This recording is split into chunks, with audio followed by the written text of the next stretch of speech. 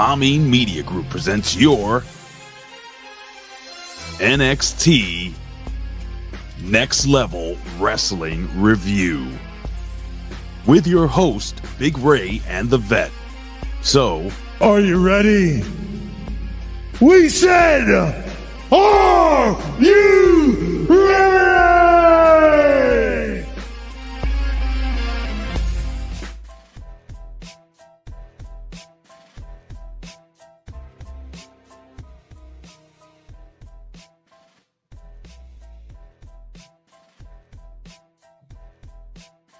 Hello, everybody, and welcome to your Next Level NXT Wrestling Review.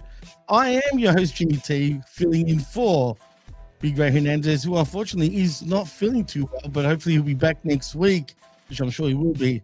But nevertheless, I am with also the opinion haver himself, the best in the world, Jimmy the Vet Williams. Welcome back to your show, Vet, and how's things? Oh, just wonderful, lovely. Can't wait to talk about this double shot of NXT here. Big, but the not that's big. That's big coverage, big news, and not as big as our special guest today. Absolutely not, because it doesn't get any bigger than this. He is Halloween Havoc. I like that. It is R to the B to the V, RBV. Welcome back to the next level. What's going on, Rick? We've done a trifecta. I was going to say, this week, you and I, Jimmy, we have covered the blue brand, the red brand. I guess we did such a terrible job. They sent us back to development. We got to start from the ground up. And the only person that's really being punished is the head of the HMG PC, the Vet, because now he's got to coach us back up. That's true. Well, that's true. No problem. And but I mean, I got a head start because yesterday you also got a full shotgun blast of Rip Rogers to the face. Yeah. I've got Ben, I've got the Vet, I've got Rip. I'm running the gauntlet here of masterclass 101 in professional wrestling here this week.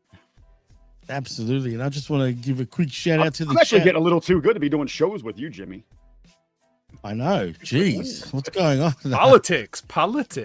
Politics indeed between me and Rick. I want to get you. Anyway. But in saying that, I just want to shout out the chat, of course. First of all, the big Gabagol up there in Mikey. You know, hopefully he's smiling down on us, and he's probably slapping all three of us at the same time. Nevertheless, man, hope you're doing well, my friend. And of course, who's this person? How do you pronounce this? Is it Sky Halo saying hi? That's Scott Woodford, I believe. Oh, Scotty Woodford. Well, Scotty, yeah. Come on, man. What is this? I was going to disappear, but it's not exactly him, so I won't. Also, I want to thank DarkState Castle for joining us, saying good morning, all. And of course, Alexa's back in the house saying hi, everyone. Hello to you. And of course, Zane Vicious, the master and ruler of, I don't know about the world, but I was going to say something else, but I better not. But thank you for joining us. Also, Cold Blooded is in the house saying morning, friends. And yeah, he also says the spookiest NXT of the year, pal. It is pretty spooky, absolutely. Well, folks, we're here to talk NXT, Halloween Havoc, and of course NXT. Now, like I was saying before we get into the news and stuff, I was kind of hyped up for Halloween Havoc. I know you guys probably don't feel as enthusiastic as I did, but as far as this week's NXT, I don't know, boys. I felt a little bit off compared to the PLE. First, Jimmy, why? Before we jump in there, why were you excited? Where was the enthusiasm? Where was this fire lit inside of you? Well, Damn, I'm ready for some Halloween Havoc. Well, technically, because I don't really follow NXT week in, week out, you know what I mean? It was something different to me. So not following what was going on the shows and whatnot, I could just go into it with just for the event only, if you know what I mean. So just judge it, but just watching a wrestling show and not knowing what was going on previously. So that's probably why. If I was watching a week in, week out, and then I went to watch this, then I'd probably have different thoughts. Don't get me wrong, it wasn't a perfect show, but I enjoyed that it was different. Burnout is real. So, you know, the more of this stuff you see, the less you want to.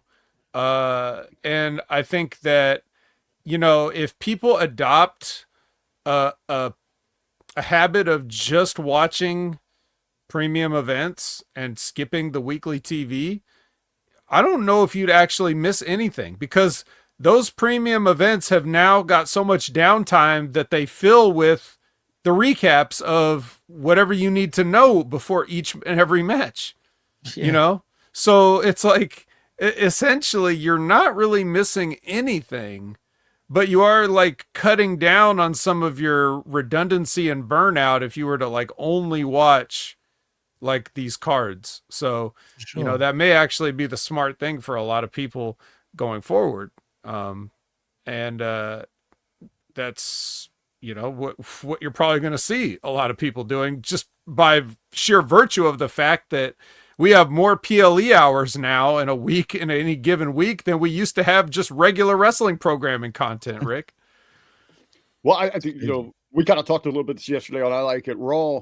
There isn't an urgency. The weekly television isn't a priority where it's must see. And yeah, if you just tune in, because we're getting more PLEs every 4 to 6 weeks, one of these PLEs or Saturday night's main event type show.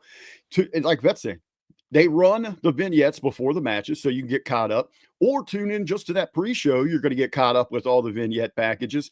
And actually, when they do those, because production-wise, WWE, top-notch. I mean, one of the best in the game. It actually looks like a half damn good product if you just see it in those, 30 to 90 second clips, instead of taking your time each and every week and dedicating it to the 4.5, 8 hours of programming that you get. Yeah, don't even get me started. Well, before we get into all that stuff, I think it's time for the 3 count. This is the 3 count. With the latest breaking news in pro wrestling, sports, pop culture, and more. Now back to Big Ray and the Vet.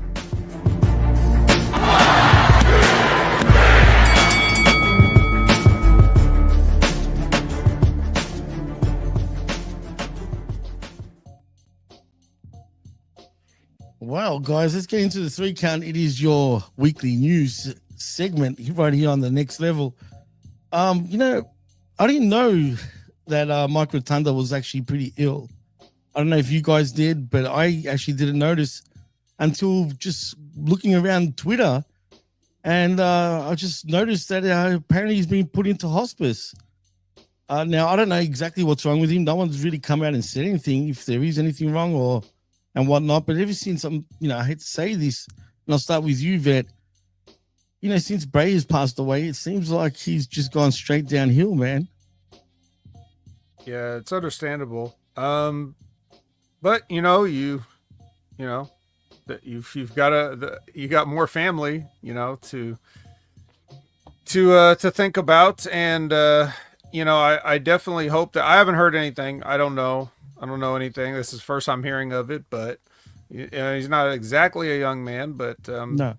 These things happen, and hope that whatever remaining years, whatever time he's got left, I hope it's as comfortable as possible, and hopefully it's he's got quite some years left, as long as it's not going to be like a long. Let's just say I understand what it's like to have family members that like last a lot longer than perhaps their shelf life. You know what I mean? For a comfortable life. So, I don't want anybody to have to suffer through their remaining years unnecessarily. Absolutely, no doubt. Rick, anything to say about this? Did you hear anything about it? No, this is one of those stories. I don't need too much information. It's something kind of private. You hear something like hospice, that's never a good situation. But I would remind people that there are different levels. So maybe it could be a long-term. This is something that he could have a turnaround with. Just shy of 70 years old. He was active in wrestling from the early 80s, like 81 to like 2017, 2018, something like that. It's a lot of bump card. So your body is going to have those wear and tears naturally. Obviously, yes, Jimmy, as you alluded towards, it's so devastating to lose a son in that fashion when he lost Bray. But as Vet's saying, there is other family. There are grandchildren, other children. that they want to keep him around to make those memories, and that he still has so much to give and so much great memories that he has given us as wrestling fans. And the majority of us, he did the great things there in the territories with the varsity club. Anything that he's done with WCW and WA, anything he touched was gold. But I think that talks to how great of a talent he truly was, just not a technician, but got the business, could get anything over. To get over something like IRS and provide us so many great memories of that speaks to the volume of what he contributed, how good he was in this business. Absolutely. And continue, hopefully has a lot more to keep giving back to us. And that you reminded me of something, Rick, too, just by saying the bump card, like for all we know, I mean, you could be in care because you took a bump and you just can't care for yourself right now because you're injured or something like that. Yes. So it might not even be, something like a deterioration like that. It could just be something that, he's, unable to do the daily care and stuff for a temporary period. So let's hope it's something like that until we get more information. Yeah, I was about to say, my grandfather just passed away. He was under hospice care for an extended time, exactly for that. Couldn't get up out of bed. His legs had swollen and all that. He couldn't walk. So he needed help with just those daily routine things. So yeah, hospice, usually you're closer to the end than, getting back out there. It does mean different levels of care. Yeah, no, absolutely. Keep your prayers, for Mike. Obviously, the way I found out was I saw the WWE Hall of Fame and legend Leilani Kai actually posted about it, and it showed her sort of hugging Mike Rotunda, and she's devastated. So the news doesn't seem, really positive. But like you guys said, usually when they get put into hospice, it's towards the end. But you know what? Sometimes they do recover out of the blue. So, I mean, let's just, let's hope he does. But like I said, I don't know exactly what's wrong with him, but everybody have him in your prayers, no doubt about it. In other news, I mean, I don't want to say that anybody cares, but and I probably won't even ask for anyone's opinion, but apparently Blue Demon Jr., that is, was involved in a car accident, and he was pulled from an upcoming indie event. Like I said, I'm not even going to go and ask you guys for your opinions.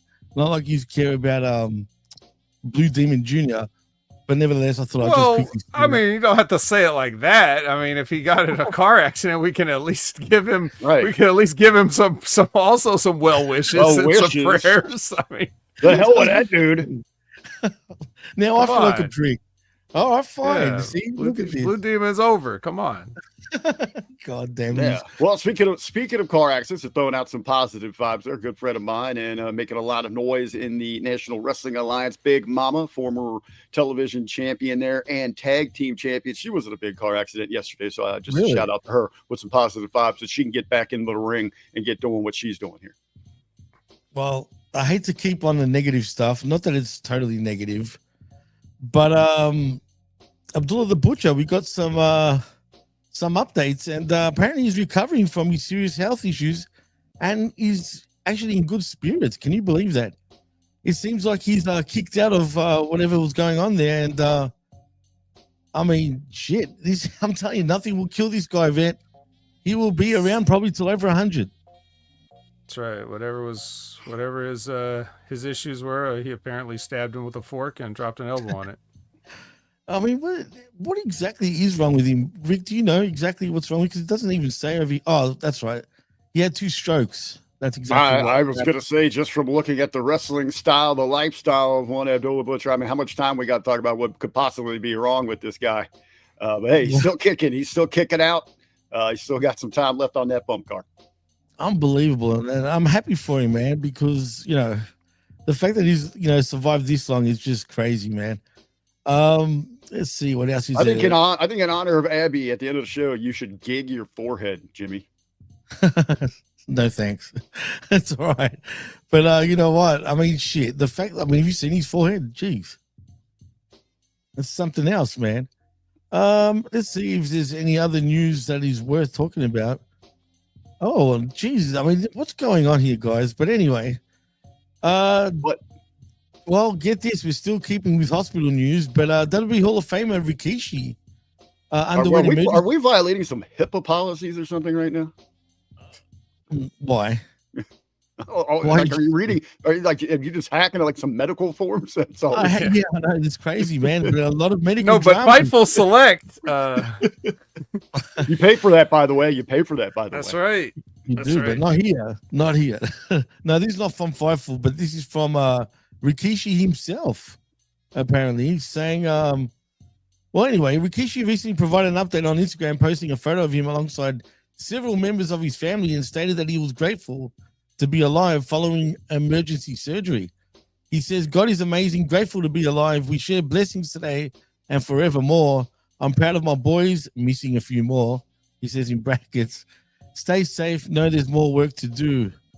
And now it doesn't state what's wrong with him, but apparently it was some sort of emergency surgery. But he had to get emergency surgery after Jimmy lost on SmackDown Friday. I don't want to laugh at that.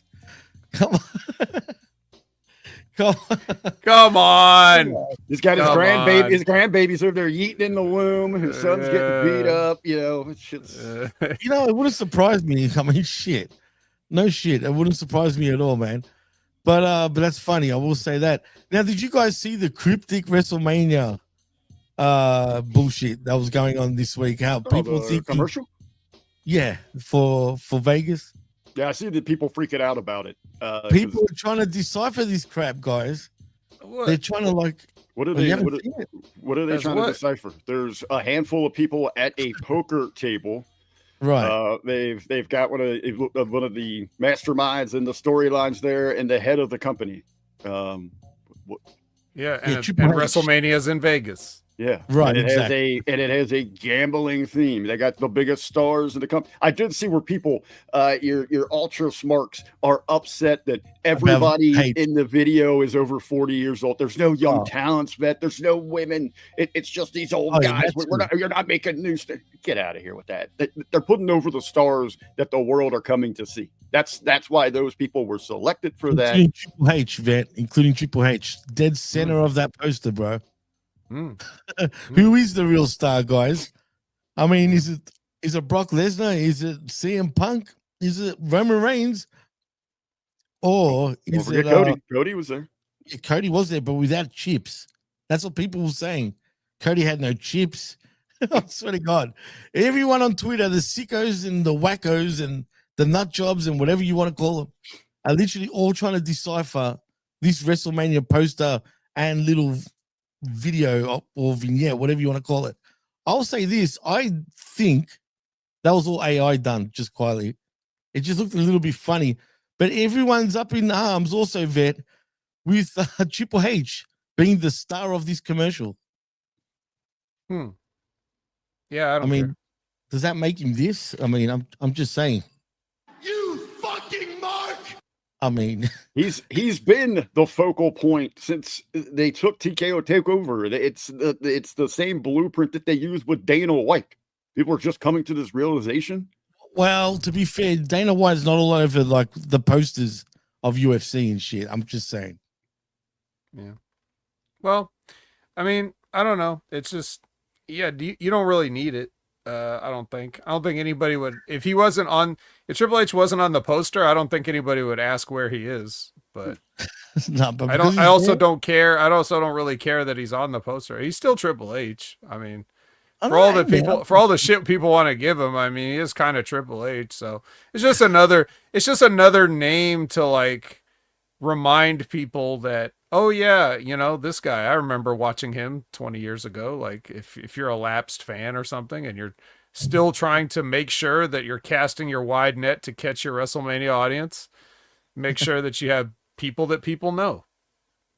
Oh, before we continue on, we've got Scotty Woodford with the $1.99 super sticker. Thank you very much, Scotty. You deserve one of these ones, actually. There we go. You get the gong. He says, I want a GTA 6, not WrestleMania 42. So do I, as a matter of fact. I'm sure. Well, you can have both. You don't have to.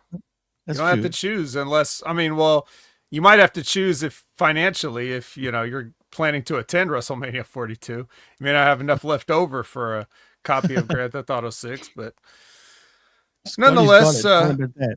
yeah, but nonetheless, they're giving you a hint. You know, you go to those tables and gamble and try to try to win enough money to attend WrestleMania. Maybe you can upgrade to, the VIP package. Jesus Christ. Well, DarkState Casa says, how about some Mortal Kombat? Actually, that's what you're doing later on today, right, Bet? Like tomorrow. Ah, damn it. I was looking forward to it. Turns out that today is more like 9 p.m. Pacific my time, which is midnight Eastern time, which is technically tomorrow. Sucks. Yeah. Well, I mean, technically, it's available for me, Vet, just quietly. Technically? Okay. Technically, because I'm in the future. Maybe I could just send it. Oh, they don't ban it in your country? No. Oh, well. All right. Enough of this bullshit. What else have we got? You fucking... Oh, man, this is a great one. Who else is hospitalized?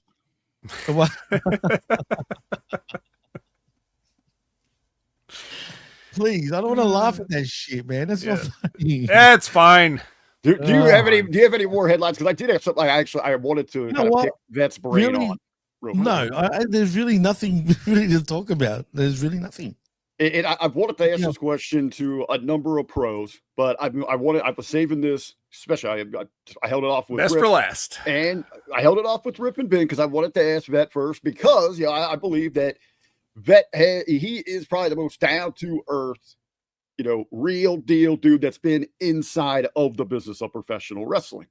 So one of the stories that have been out there this week is a video, and some people are making jest of it, and other people are giving him props for it. But we've seen Marco Stunt has transitioned into a new career where he's going to be an automotive salesman.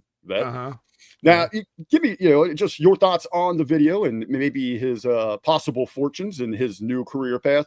But I was more interested in kind of the mindset, maybe the difficulties of someone who's been in the spotlight. That's been so involved in professional wrestling, and like him or not, Marcos was at a top stage with AEW, got travel the world, got some prime TV time. So that transition and maybe difficulties when you leave that spotlight and have to go back to a real world job. That's a good question. First of all, I didn't watch the video. I don't care. Second of all, I did talk about it. Jimmy and I talked about this on the wreckage. I was kind of peppered in and out on the wreckage. I was at the track working, so I got some of it. I basically said that, I'm happy for him that, he's got a job where he can, actually potentially do what he's supposed to do, right? Because he can't do that in wrestling. He sucks at everything. He sucks at everything. He can't, there's no promo. There's no skills in the ring. There's no height and size. There's no anything. There's not even a good look. Like he looks like I don't know. He looks much and he looks androgynous is what I'm saying. Like I don't even know what I'm looking at. It could just be a large doll for all I know. So it's like he really had nothing to offer the business. So I'm glad he's gone because he was wasting everybody's time and it was offensive. But like as far as him making having a legit job, I wish him all the best in the world. So, but to the larger question, it's definitely a transition. And well,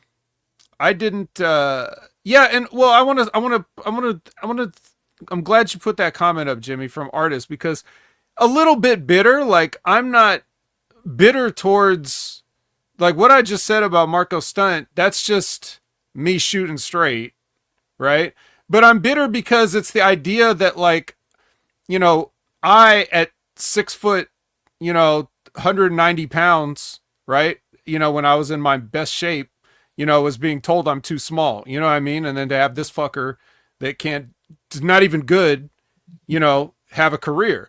But that was the gimmick. It was like a freak show gimmick, just like wrestling has always had freak show gimmicks, whether it's even stuff like wrestling a bear or whatever. Like I get it. Like I totally understand it, but it's hard not to have like a little bit of animosity. But even if I was just a fan and had never been in the business, I'd still look at this and like, what's going on here? you know, so just to set the record straight. But there is a transition of like back to civilian life, as we call it. And I wasn't even nearly in the spotlight that Marco Stunt was. And it still was just like, you know, having a regular job and just looking at people like just normal people and just like, you know, you get that feeling, you know, it's like that meme. It's like that meme of the, you know, the party where like these people don't even know I'm whatever, you know, like these people don't even know I was on a WrestleMania stage, you know, just me working my regular job, you know, and it's just like that. So like, that's one of the reasons why, you know, there's so many sad stories about what happens to people once they're out of the business or when the business is through with them for whatever reason, whether it's their own choices, whether it's just circumstance or whatever. So, but I think, I hope that, you know, he'll be able to, he's clearly using his sort of gimmick, like the fun size thing, right? Like he's using that. But if I had to guess, there's probably at least a part of him in those quiet moments that's just a little bit disappointed with how things turned out, at the very least, if not depressed, you know? So I think we have seen that a lot of people, you know, the first one's the bad mouth when they get out of a big company, but they, you know, they're bagging, waiting for that opportunity to get back in. And they do struggle when they go out there. Like some of the known, you know, more known stories where fans really laid into guys that were at the top. Like I'm thinking like a Shane Douglas, I think, who caught a bunch of stuff because he had to go manage like a Home Depot or something. Or he went but not only that, but Ric Flair had to go and take shots at him for getting a legit job, you know, which is uncalled for, let alone what the fans would say. Right. You know? Yeah. So you got people inside that should understand this, and now they're mocking it. You know, because they couldn't, you know, rise to the heights of a Flair or something like that. We know their history, but well, like the Jake Hager here, you know, he's left it behind and now he's running a trucking company and hopefully he can make that transition. He seems bitter though, deep down. I think though he's just not saying it. Well, it's what Vet was kind of saying. You know, there's some things there that leave you bitter, and unless you completely walk out on your own terms, you're going to have that a little bit. Well, absolutely. I know I would 100%. You know what I mean? But like Vet said, even as a fan, like, how does Marco Stunt get into the business? But like you said, he's a freak show type of, you know, talent because he's so small and whatnot. But still, he has no right being in the pro wrestling business, really. It's kind of interesting to me, made it you know, going through the depression and the challenges of leaving that spotlight, something you know, for most of them they had dreamed of, or you know, when they get in there, maybe they haven't, but they tasted that fame, and now you're average Joe again. I can see how difficult, difficult it could be. You know, I, you know, even if I say so myself, I handled it well because I was more depressed at a point in my wrestling career because not so much because of anything about wrestling necessarily, but it's I moved across the country. I don't know anybody here. I hate this fucking town. I hate this fucking life. You know, like it in those moments where you're just all alone, you know, in your whatever it is, hotel room, apartment, whatever, like wherever you're at, and you're only here to do the one thing, but you have to wait until you can do the thing again, right? I didn't have training 24 hours a day. So it's like, so I have to be miserable in this shitty town, waiting for the next chance I get to do what I came here to do, you know, and those moments were more depressing than having to like walk away from it. Because walking away from it was my choice, you know, like unlike some people, the business wasn't necessarily through with me, but I never had the dream of being a pro wrestler. I always thought that was something other people did. I only involved myself because I wanted to help. Like I wanted to try helping somehow. I didn't know how, so I just figured, well, I'll just get trained and I'll figure it out. Like I'll figure it out. So I didn't have the dream that I needed to have that spotlight, that I needed to be, you know, in front of those fans and get that adrenaline rush. That all came to whatever degree that I experienced it, but that wasn't my ultimate goal. So it was easier for me to say, you know what? I think I'd better, for my own sanity, leave all this behind. Right. And it was only actually all these years later of like joining HMG, meeting all you guys, working with you guys, talking to you wonderful viewers on, you know, a weekly basis, if not a tri-weekly basis, you know, that gives me a more of a purpose for the wrestling business that, you know, than I ever actually had, that I was hoping I could affect change from there. Then when I realized, oh yeah, nobody's interested in ideas in the wrestling business, which, you know, everybody finds out, like eventually you all just find out, oh yeah, nobody cares about your ideas. They're just going to do what they're going to do. And then you all have to carve out your own path. So, you know, once I understood that, it became a lot easier to process the decision to walk away completely. So I'm actually having more fulfillment doing what I do now.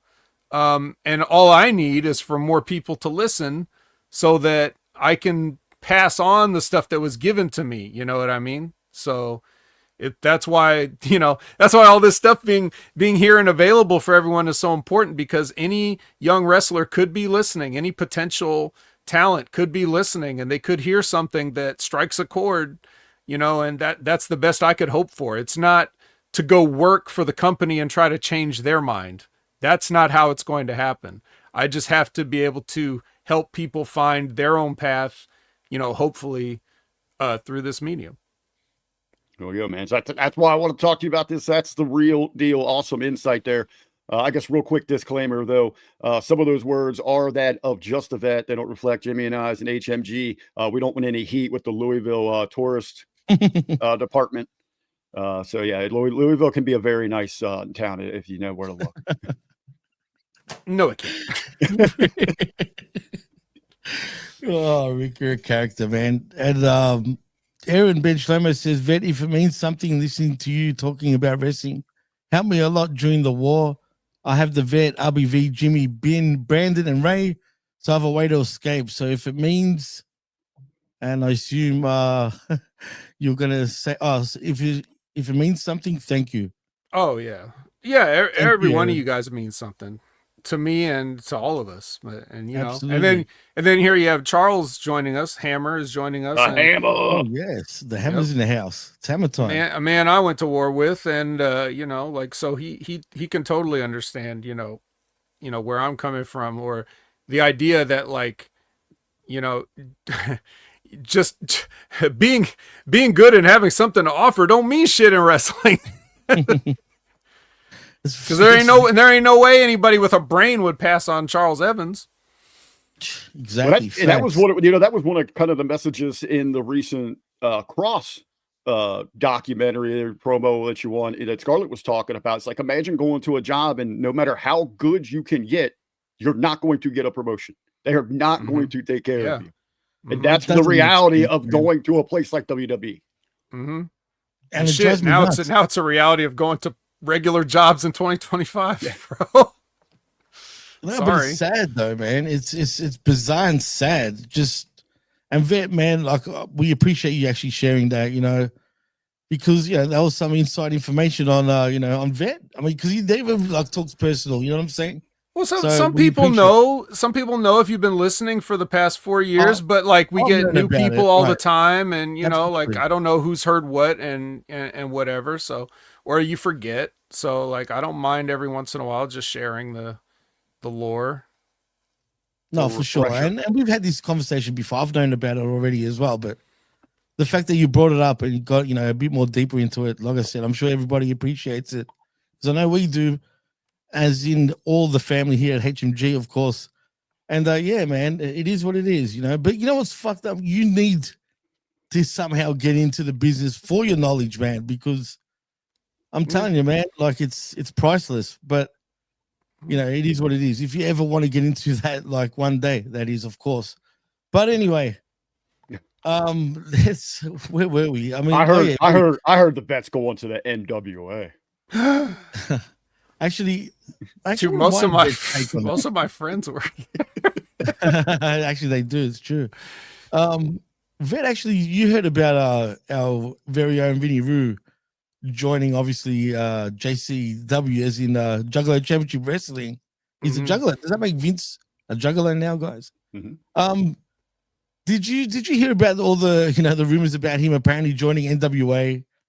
And well, obviously he never said that himself. Actually, if people deciphered it, like I think you brought it up yesterday on Like a Raw, Rick, where you brought up how Vince said when I asked you what was said, because I wasn't sure exactly what was going on, that he said he worked with these people in the past. So how did everybody think of NWA? They were just looking for, he said it was going to a promotion that had an established run, 20, 25 years, something like that. People that had been good to him in the past that he had worked with and appreciated. So it was just speculation. They threw out MLW. They were trying to see, where the court had worked together somewhere along the lines. The NWA came thinking of something, we got the longevity, but there was a time where Billy was also there at TNA, so there was some overlap. Yeah, he knew Billy from before. So I mean, I thought that when he first mentioned it, but I didn't know that part. I didn't know he knew Billy. I'm assuming from TNA, obviously, right? Because I didn't know, and the reason I thought NWA just because process of elimination, I wasn't even sure how frequently JCW still ran, so I didn't even know it'd be a situation where they would need a TV writer to write shows. I thought they just put on shows, here and there when they went on tour, which apparently they do. And it's also a TV show. So but I didn't know all that. So I didn't think of that, but it would have made sense if I had, because he's been working with ICP since late 90s. That makes sense. Exactly. And the fact that JCW, like you said, Vet, is still around, blows my mind, because they've been around 25 years plus at this point. They were around in the late 90s, weren't they? Or close to it. Or right after they stopped wrestling, pretty much. Either between 99, 2001 is when it started, right? Around there, yeah. But I think, over the stretch of those years, the frequency of shows has varied. Where right now they're on a regular tour, but I think there was a time maybe where they would only do a couple a year. They were they would include wrestling inside of their music festivals. So they would go do a show and there might be a wrestling thing with it. So maybe in the sense that most fans are thinking where, you're running an every month or bi-monthly. So that might have not always been the frequency, but now they have been regularly touring. One of the first guys that I actually met here locally in the business, David Barnabas Spector, one of the best managers out there. I believe he's managing the Zombie crew there in JCW. So he's been touring with them quite a bit over the last couple of months. So they are getting that frequency. I know Brandon does the watch-alongs with the Juggalo Championship Wrestling Lunacy, which is their internet show that they've got. Right. It sounds like the episodes that are involving Russo will begin airing Thanksgiving week. And he's doing 9 shows right now for them that he has written out. They're going to be hitting on some hot button real world issues. I know because they're going to do drug testing things, sports and drug testing. Me Too. So it's a push an envelope. So again, I think, with Juggalo Championship Wrestling, it's probably a better platform, a better canvas for Russo style crash television. Oh, absolutely. Push that button. Yeah. Hit real world issues, as opposed to the NWA, who still wrestle as lures of, old school Dixie studio wrestling, where it's more of the traditional. Yeah, totally. Yeah, they are still around. I'm even surprised. But credit to them, man, because they've been around for a long time. So good on ICP for keeping the JCW going. But I'm happy for Vince, absolutely, and Big Vito. Particularly, and Vito as well. You're gonna look at some of the photos of them at the shows, how they're representing themselves, responding on social media. It looks like they found a new glow, a renewed passion for professional wrestling. And real quick on Vito, that guy stayed ready, was ready for any time that call came. I got to work a couple shows with him a couple of years ago. He walks into a building. There's an aura about him. There's a star power drawn with him. He looks like $1 million. Everything is professional. Even walking into that indie locker room, takes care of everybody, very respectful, coaches and lifts everybody up. Vito, the work that he's done with us and how close him and Ray got, becoming such good friends, and absolutely. Our platform at HMG. That guy was ready, stayed ready for a phone call and an opportunity like this. So it's awesome to see that for Vito. He's one of the best people I've ever spoken to in the business, put it that way. So, I mean, and he's great. He's a top guy. I can't say anything negative about Big Vito, put it that way. One of those guys you're almost afraid was too nice. shockingly, right? He did, I mean, if you didn't know him, you wouldn't come across that way. But it's true. He is too nice, man. I mean, shit. He even wishes us all happy birthdays every year. I mean, I can't say nothing bad about him. Put it that way. Have you had anything to say about that? About what, Big Vito?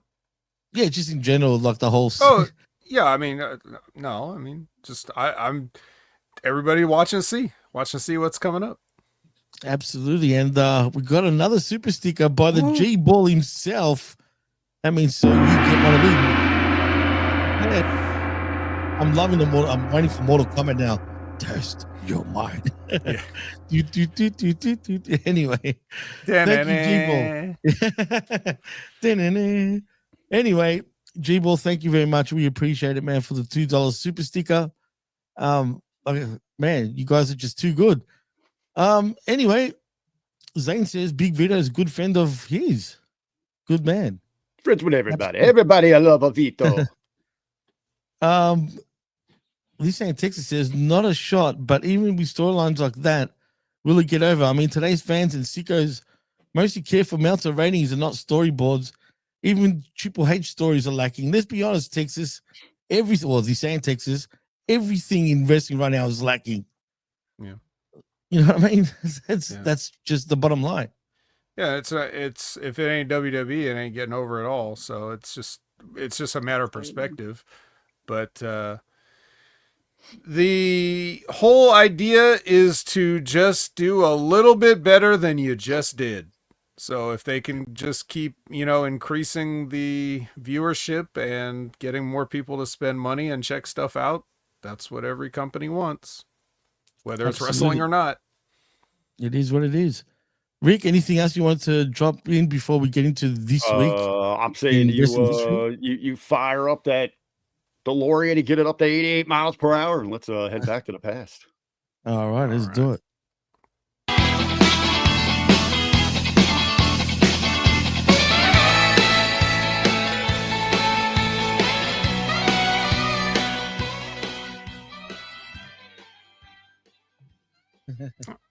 All right, guys, this is going to be a good one.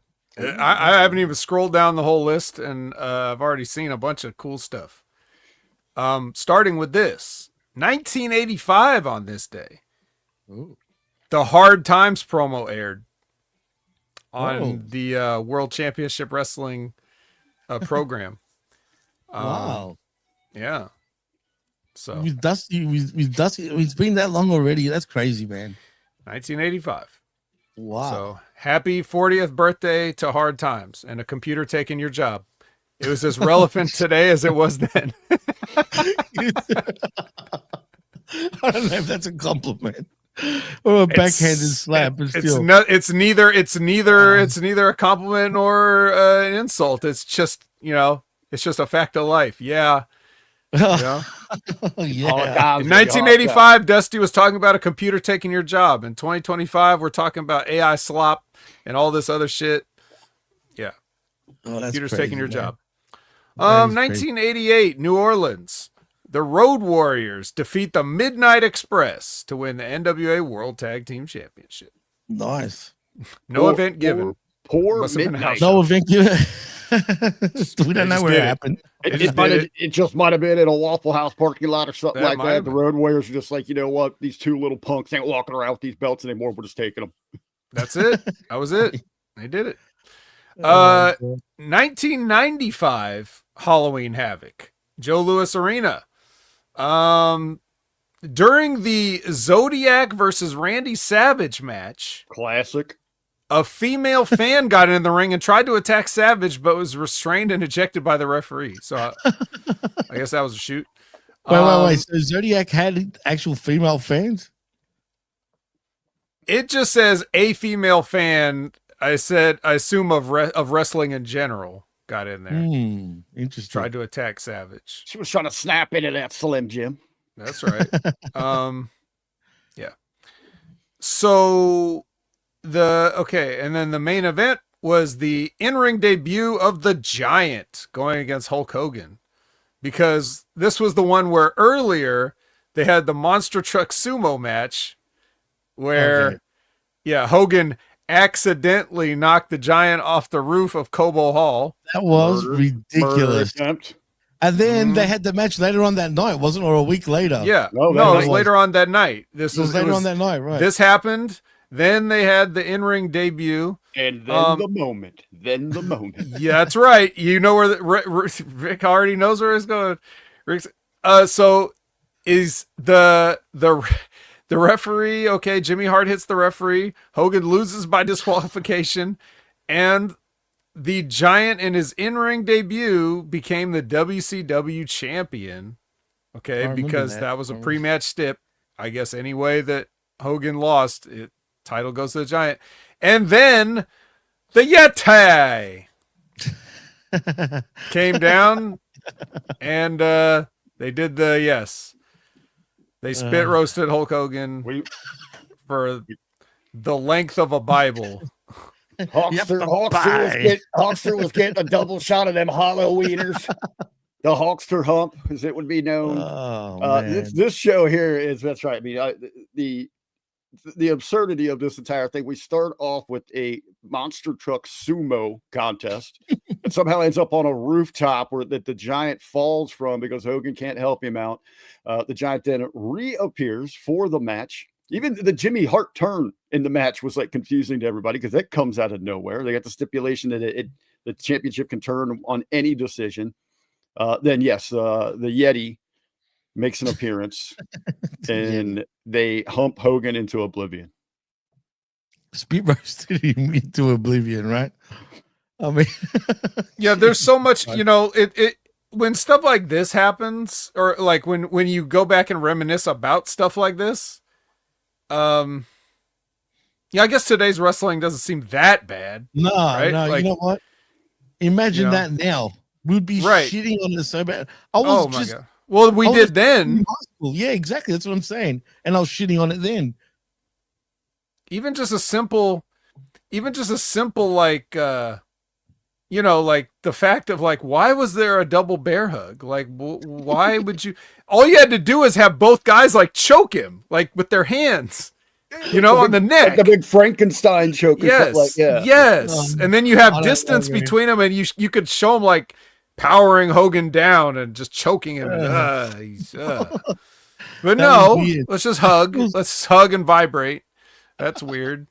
But, besides all of that, like what Todd Brantley said, fell off the building, but just showed up later for the main event. No problem. I remember chipping on what? that. So why do it? What was any of this? WCW 95 was bad. Like really bad.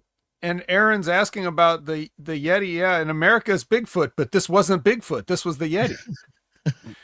we imported the Yeti from the Himalayas or whatever, wherever. That was somehow the Yeti that was somehow wrapped as a mummy.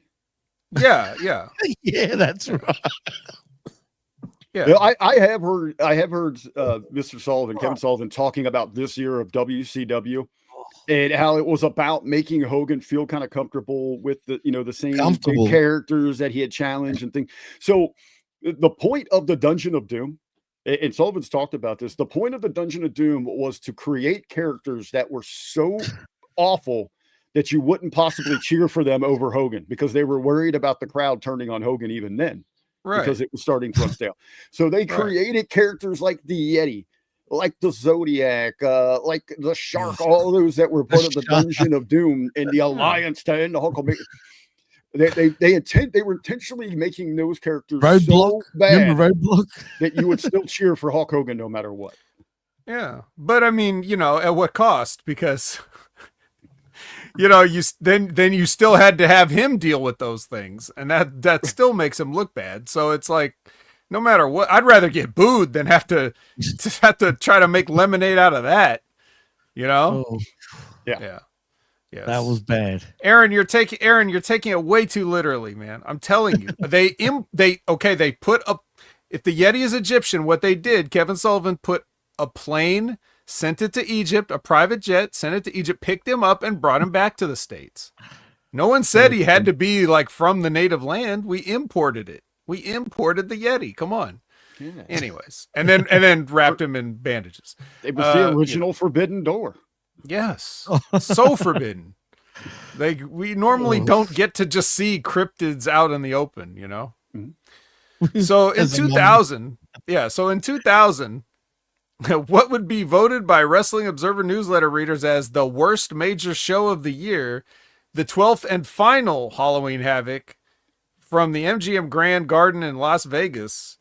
One of the matches saw Jeff Jarrett pin Sting after various interference from 5 other people dressed as Sting against the actual Sting. That we've seen that plenty of times during that. And we might see it in JCW. Elsewhere on the card, Buff Bagwell faced David Flair in a first blood DNA match to see who was the father of Stacy Keibler's unborn child, which was won by Bagwell after busting Flair open.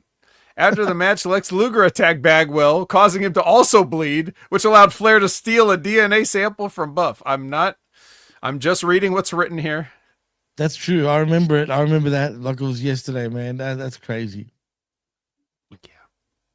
That's bad. Actually, that was really bad, man. Maybe we should be more grateful that we don't get ridiculous shit like that now. Sorry, Vince. I'm just saying because that was Vince doing that stuff during those times. That was pretty bad.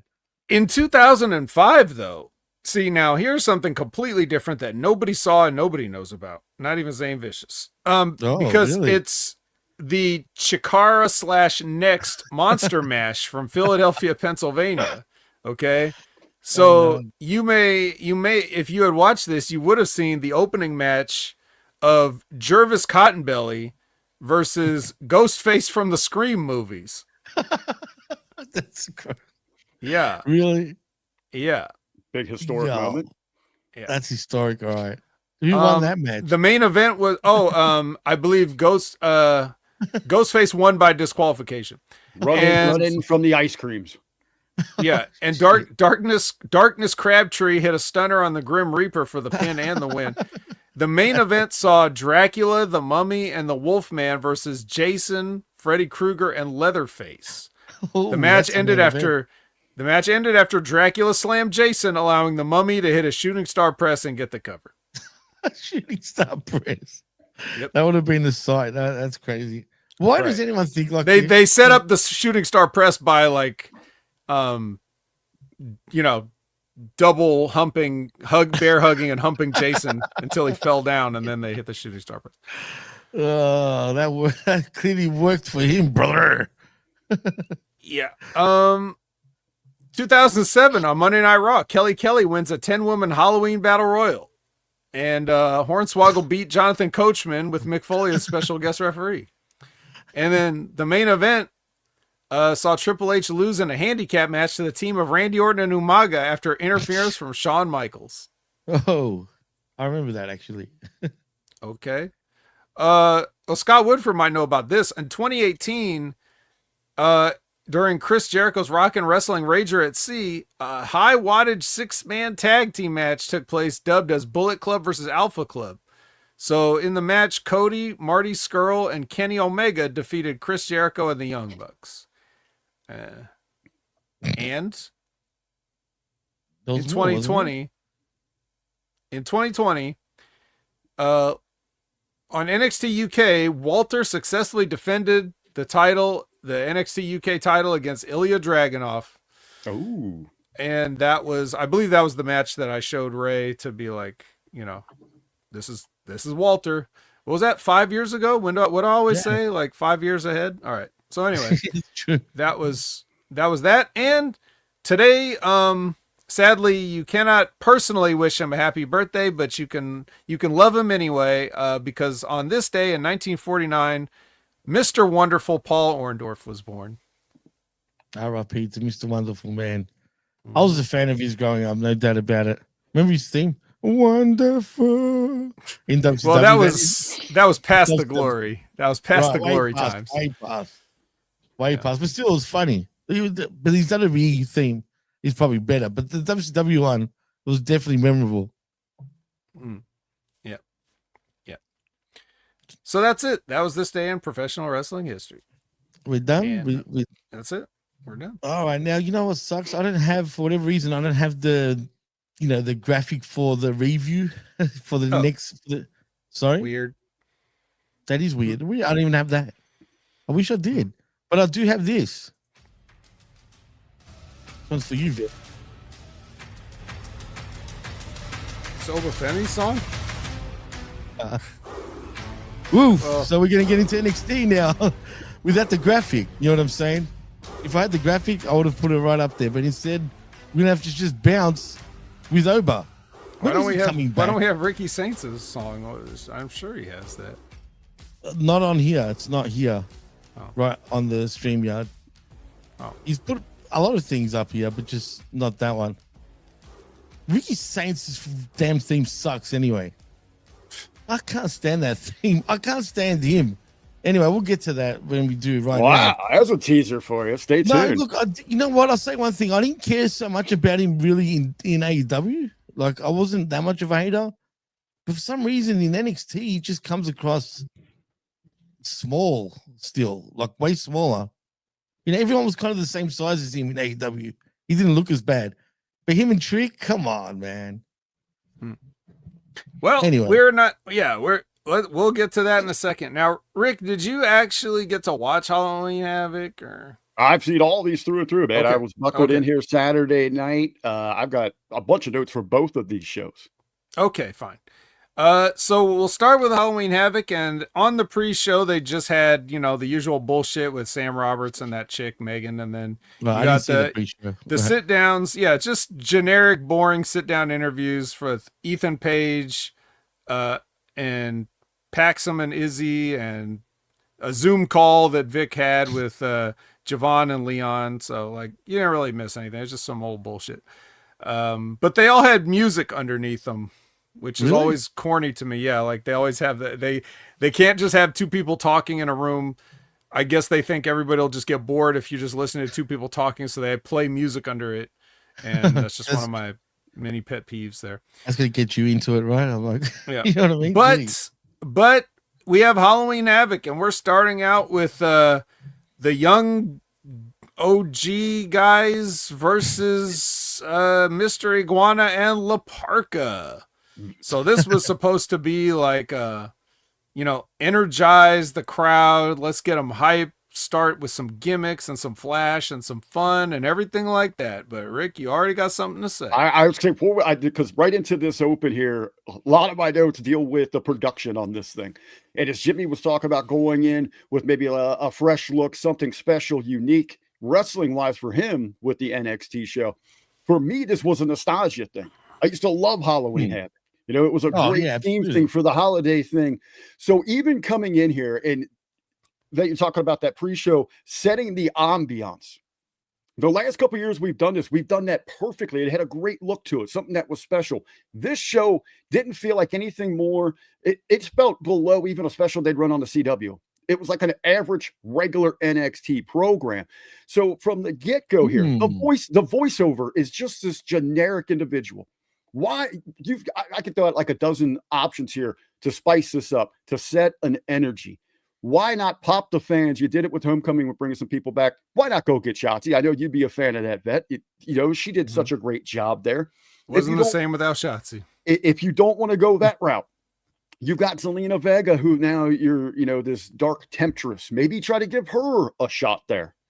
Hey, you got an easy phone call. You got Michelle McCool's husband, who used to play a spooky, intimidating character. You have the Undertaker out there, with the "to the victors go the treats, the losers rest in."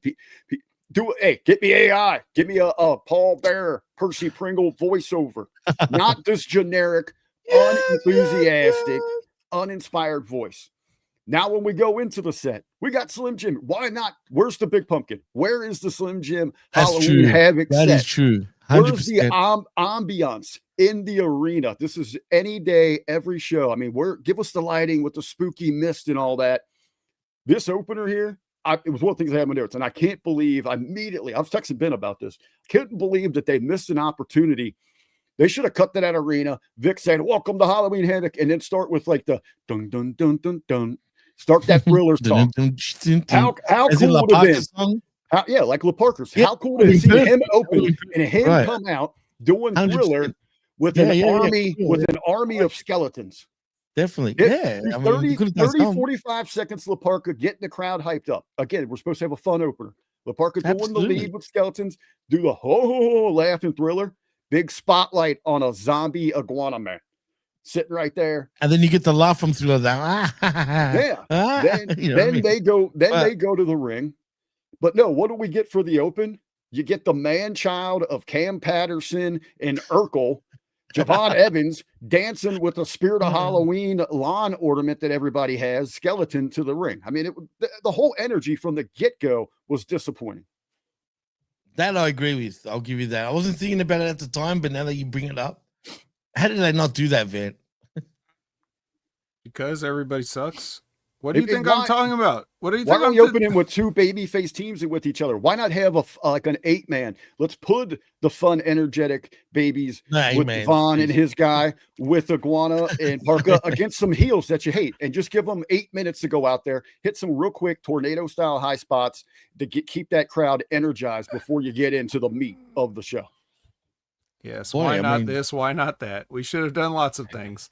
And some of those things wouldn't have cost them anything extra. Like even your like just the graphics and things that, you know, if you have video boards, you know, and graphics and things like that, just having more of that, you know, would have been something. It was just nothing. It seemed like very phoned in.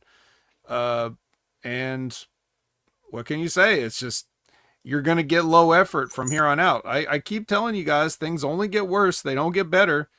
So you're just seeing it in real time. And as far as everything else that you said, like, that's exactly what I was talking about when I said they're not interested in ideas.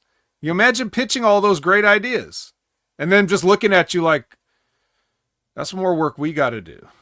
You know, like, that's what we're dealing with here. That's the kind of people they are. Like, you don't even...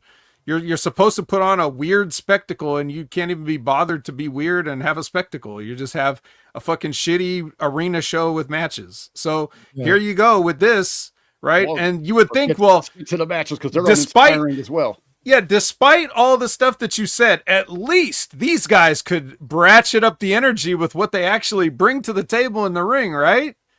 Right? They fuck no. Exactly. Fuck no. These guys fucking sucked. That couldn't even. There's more blown spots in this match than I've seen like all this year. And remember, I cover AEW, bro. Like these, like how do you have these guys in the ring slow? Like they were slow on some of their stuff. Like none of their stuff had any. This kid LaParca, this new LaParca, whatever. He's going through the motions and phoning it in, and all his shit looks terrible. And that's what I started thinking. Is it the old LaParca? Then it would make sense. The old LaParca is better than this guy. Like he's legit, and even his ring entrance is better than this guy. You know what I mean? I agree, 100%. Yeah, him and his sons. I would have cut a deal. Like, forget the lawsuit, Court. Let me borrow. Well, that's okay. They don't have to borrow from Court because he kicked the Parkas out, so they could. Those guys are probably free agents at this point. You could have brought the legit ones in, but of course they're not going to do that for political reasons. I get it, but I'm just saying, like, whatever this kid is, he's got a long way to go. He was bad, pathetic. Mr. Iguana. I think the honeymoon's over because not only after watching this match, I realized why we haven't seen his ass in a while. True. You know, like he fucked everything up. He was short on a dive to the outside. Like he just came up short. The guys were like ready to catch him and he just didn't make it that far. And by the time they realized it, they couldn't step up in time. So he just splatted on the canvas or on the concrete outside. You know, nice hip toss yourself to the outside and land on the concrete. You know, so talk about bump cards, minus 75. Then he tried to do the Paradise Lock, which is a bullshit move anyway, but some people still like to do it just for shits and giggles, right?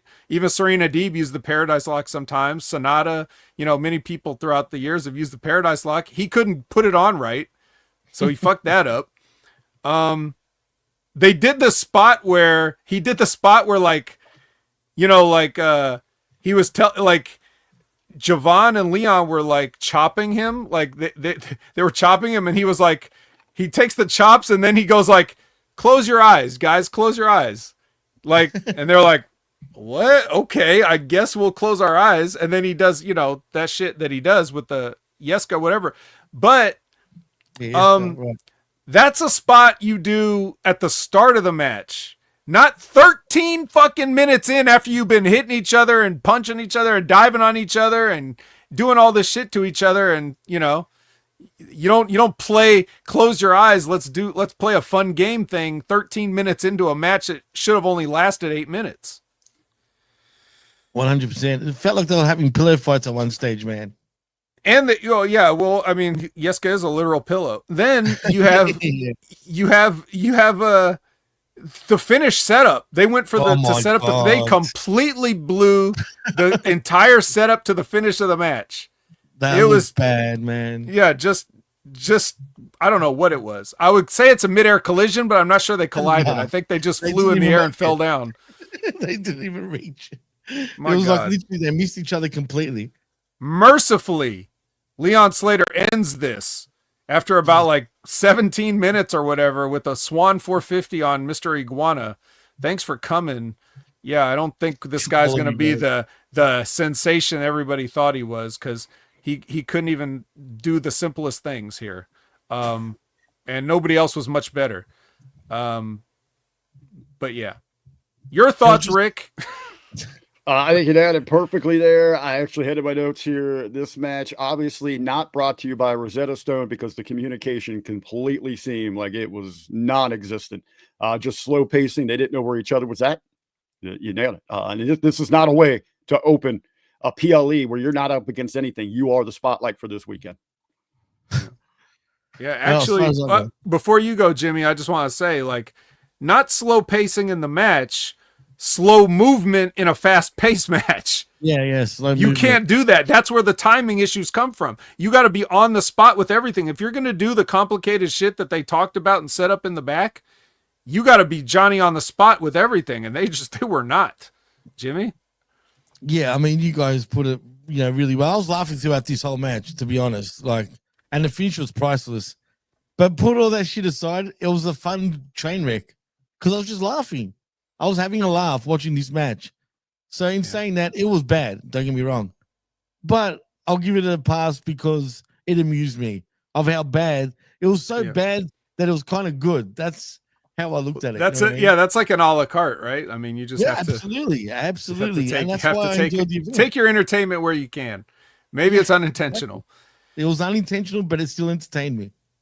Okay, Culling and Zaris all chat about championships. Okay, then we have the Day of the Dead match with Ethan Page versus El Hijo del Dr. Wagner Jr. And he's wearing the Ray 97 inspired gear from Halloween Havoc, which was also inspired by The Phantom. It was. Yes, and the old radio serial and comic book, hero, The Phantom. And it also kind of looks like, La Fantasma, or Hijo del Fantasma, which is Santos Escobar, which was, recently rehired. Yeah, that's true. That's a big. So anyway, they had mood lighting for this match. Did you guys like the mood lighting? I enjoyed it. I enjoyed this. At least it gives you an ambiance. All right, there is something special, something sinister, different about everything else you're seeing here. I did appreciate that they took the time to explain the rules to this thing. Anything can go, but it has to end inside the ring. So I appreciate those little touches early on in the match. I was begging for a kendo stick so I could disavow this match, but unfortunately they didn't. They just used trash cans and chairs and stuff for the most part.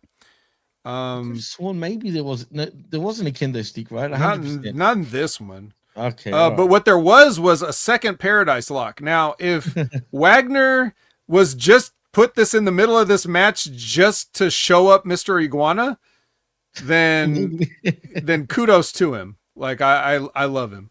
But if it was just the fact that they didn't know what the other person was going to do, so you repeated the spot, then shame on you guys. But at least he did it as close to correctly as you could expect.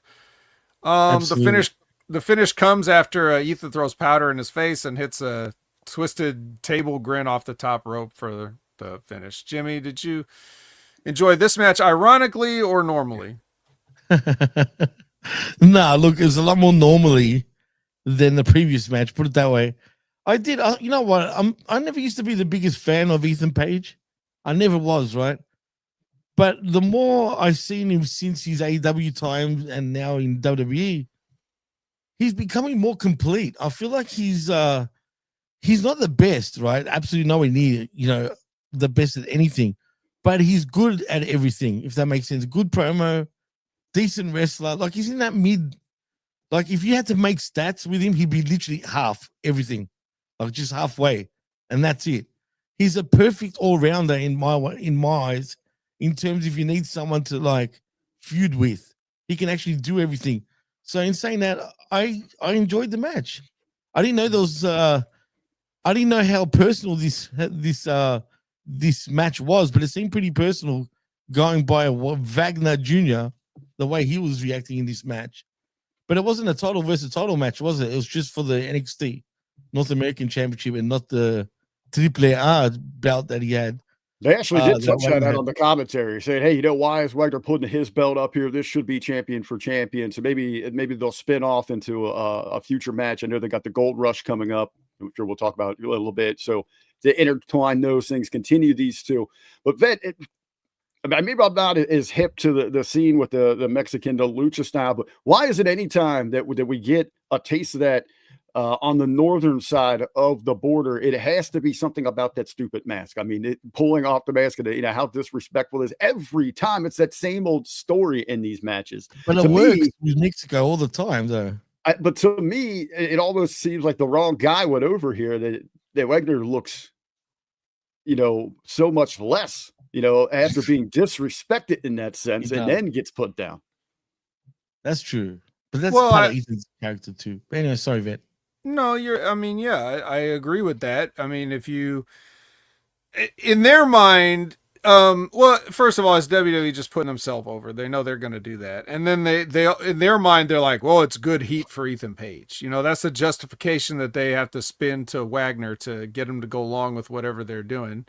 Not that he's going to argue anyway, because, it's the best spot he's going to be in. So like, I get it.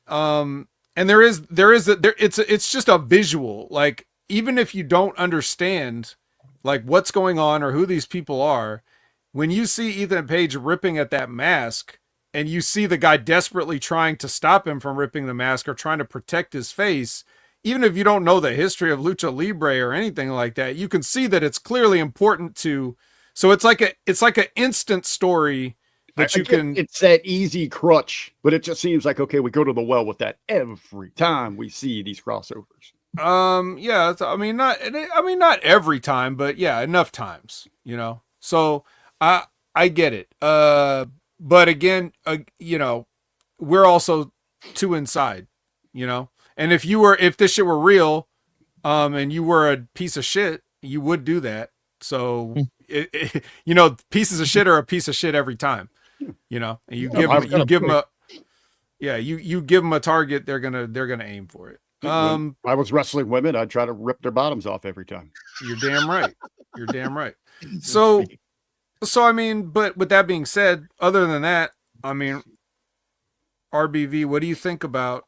Did you have an assessment of Wagner Jr.? I haven't seen a lot of the kid, more so his dad, but like, the kid is new to me, so I'm really kind of just seeing him, and the only time I'm seeing him really is in one quick match he had on NXT last week, and then this garbage match.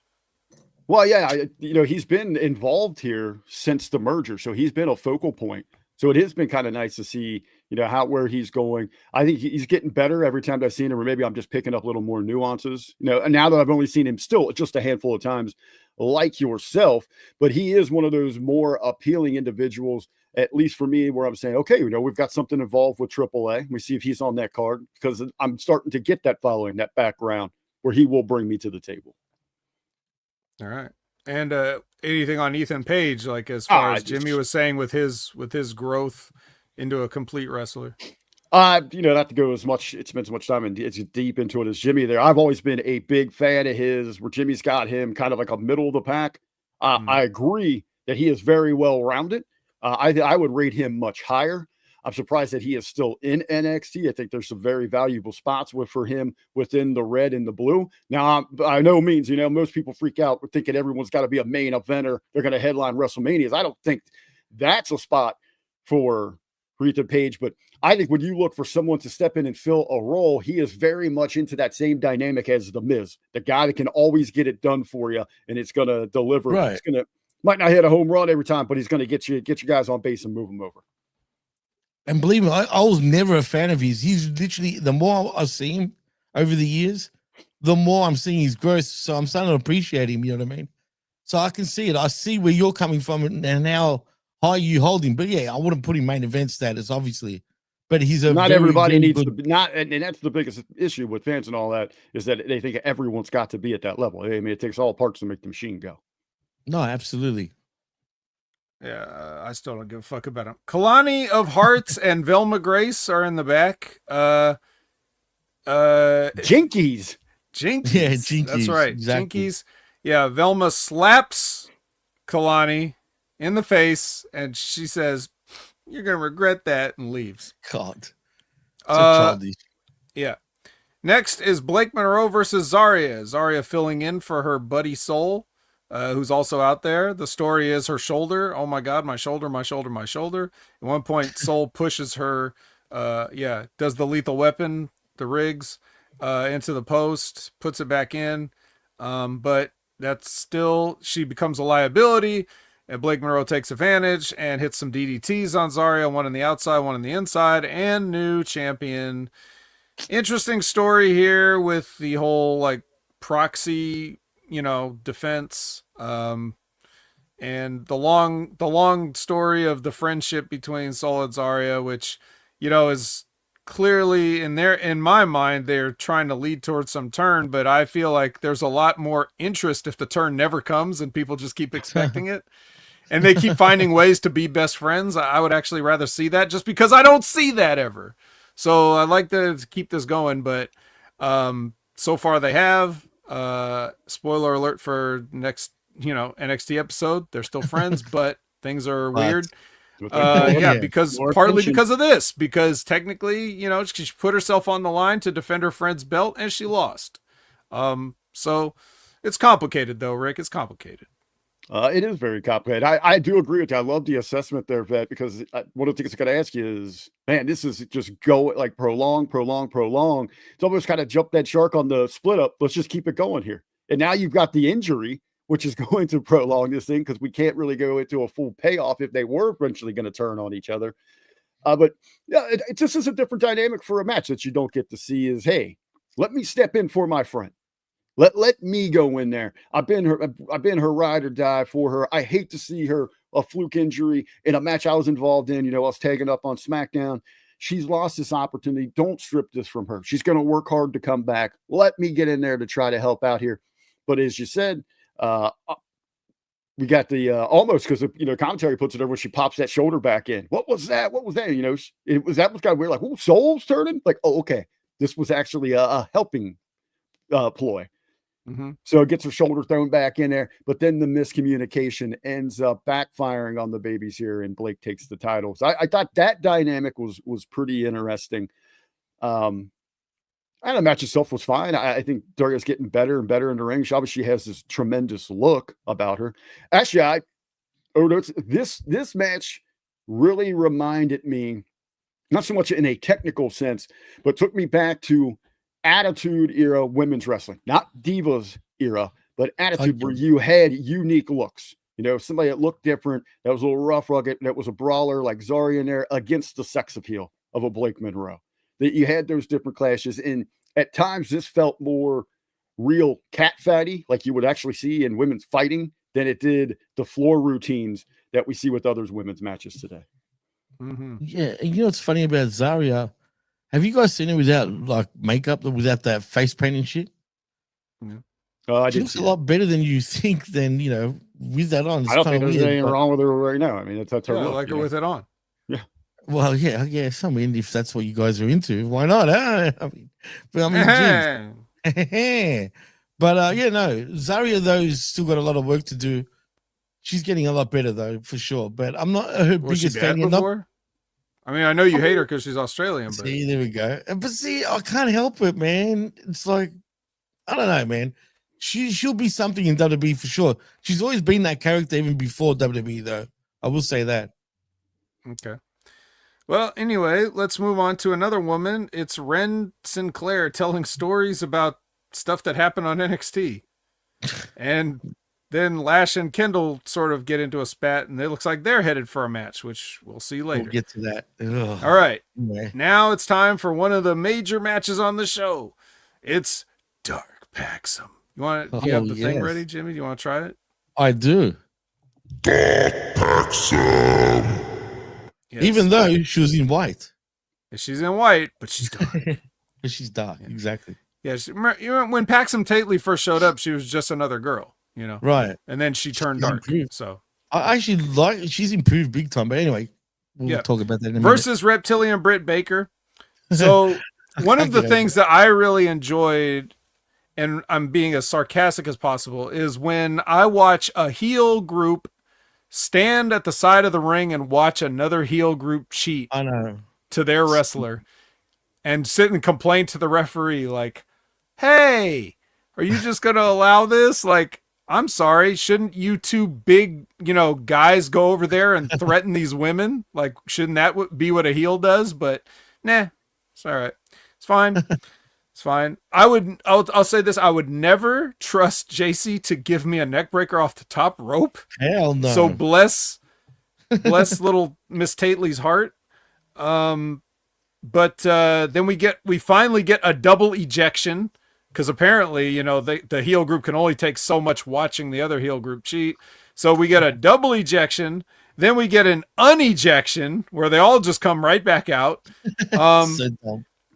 Izzy picks up the championship and is right there with Paxum, and there is no other interpretation of what was going to happen by any party involved other than I am going to hit my friend with this belt in the face, because Paxum just looks right at her and then ducks. Why would you need to duck? Why would you need to duck unless she's aiming for you? Which she misses. She goes and she hits, what's her face? And did she hit her? I don't think she. She didn't. No, she didn't hit her. Right. She missed the belt shot completely. Actually, that's right. I forgot. And then that allows Paxum to hit the cemetery drive on her, and we get a new champion here as well. So Dark Paxum finally won the big one. And they're talking about after her 4 years, like that's some long time in the business, But So like, yeah, but New champion. yeah. Nonetheless, the match was okay, but it was them trying to do their overly booked, finish, and and then afterwards, Paxum just pretends like nothing happened, like with her friend, even though. It could only have been one thing happening. So Jimmy, like, what were your thoughts on that? And overall, like, were you happy to see Dark Paxum? I was happy to see, man, Dark Paxum actually win the championship.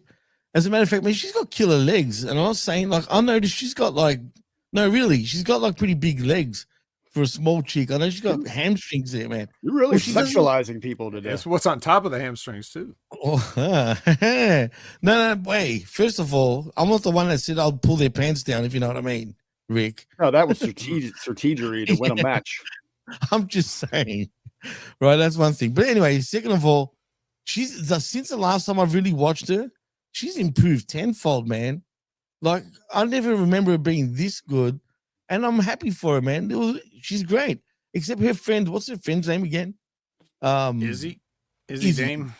Izzy Dame. She reminds me of a poor women's version of Tiffy sort of thing, like an uglier version of Tiffany Stratton. I hate to say that. I'm not saying she's ugly.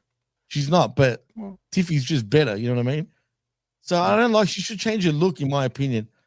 But that's just me. But what I want to know is, because I don't know the story event, what's with this group? Like, how did that even happen? Which one? The Colin? Yeah, this short version. The Tatum Paxley was friends with Lyra Valkyria and some other people, right. and they all kind of left, and she felt like all my friends left me or turned on me, and I'm sad, and I'm just playing with my dolls. And then the Cullings saw like, well, Izzy Dame saw like a weak, baby bird to take under the wings, so they kind of did that, and now she's getting the shine. So that's where like the jealousy comes in, like the thinly veiled jealousy. So it's like that. They figured, oh, I'll just take advantage of this broken person, but now the broken person's doing better than me. And and the guys don't care.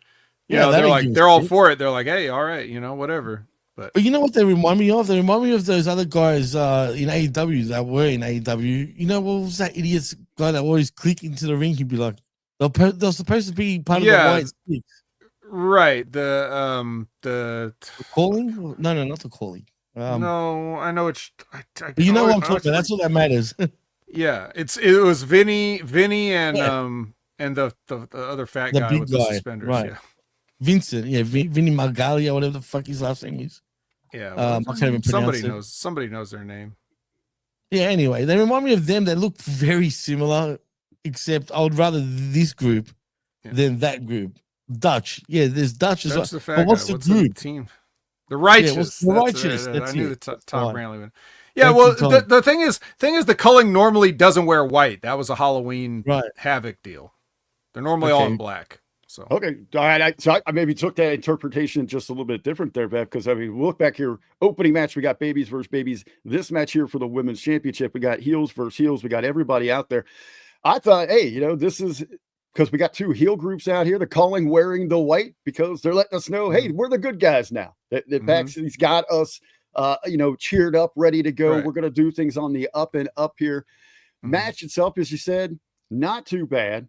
Goes way too long though. I think if you do this thing in about 10 minutes, it goes about 16 and a half minutes here. The end, absolutely, what the hell is going on here? You got the people getting thrown out, coming back. But as Vet said, clear as day. Everybody sees the shot with the title. Misses a target and can't even hit the secondary target. So we blow that entire finish, which you could have said, even if she would have hit Jacy, you could have said, oh, okay, see, I did do this for you or whatever. So you could have started that. But then you got even Izzy on the outside there in the celebration. She's hesitant to get in. She's looking, kind of dejected at what had happened, that her plan had backfired here. And yeah, this girl that she brought into the group that's supposed to be secondary to her has now taken that top spot that is getting the attention and turning them into baby faces. My biggest thing here, though, is it's just more cattiness from this women's locker room, which is the running theme. I mean, I know it's development, but does it have to be high school? That's the NXT thing. Well, it's on the CW, so yes. To answer your question, yes. Cold-blooded has makes sense. An important question. Has Paxum earned enough of our respect to call her by actual name? Well, it's not a matter of respect, Cold-blooded. It's what the respect is for Liz here in the chat, because Liz is the one that came up with Paxum Tately. So we're just honoring Liz by keeping that gag going. It has really nothing to do with disrespecting, this young lady whose real name isn't anything close to Tatum or Paxley. So I actually thought that was her name. No, I'm just so convincing, and I keep my bits going forever. So, but yeah. So anyway, yeah, and Paxum's like, she's not a heel, she's just, she's the sympathetic figure. So she's in the heel group, and we're all waiting for her to get taken advantage of, and it's just not going that way. It's going the opposite way. So that was funny too, man. The guys loved it. They're all smiling. They're happy. This is awesome for them. Yeah. She reminds me of 11 from Stranger Things for some reason. Something sort of similar, but not exactly. Does that make sense? No. But she could get an Ego sponsorship if we, if you want to go that route. All right. So let's see. Miles Bourne complains to Ava about his conversation being interrupted. Am I an asshole? What? Am I an asshole for like the way he talks because he's deaf and shit? It throws me off, man. I hate to say it. Yeah, you're intolerant, and we're not going to have that. Fair enough.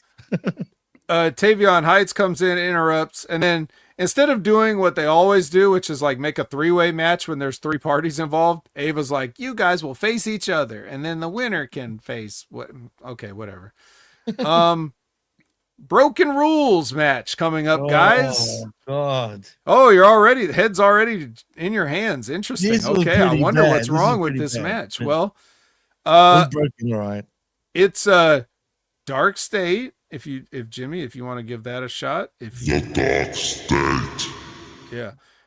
From the entrance this time, rather than coming out from the crowd or any of the weird places they show up, they just come right out the entrance gate. Dancing and boogieing all the way there. Yep. Versus the Broken Hardys. I love this part. Yeah. Remember, DarkState. Anarchists, terrorists, they vandalized offices, they go to other promotions and ruin great title matches. They do whatever they want.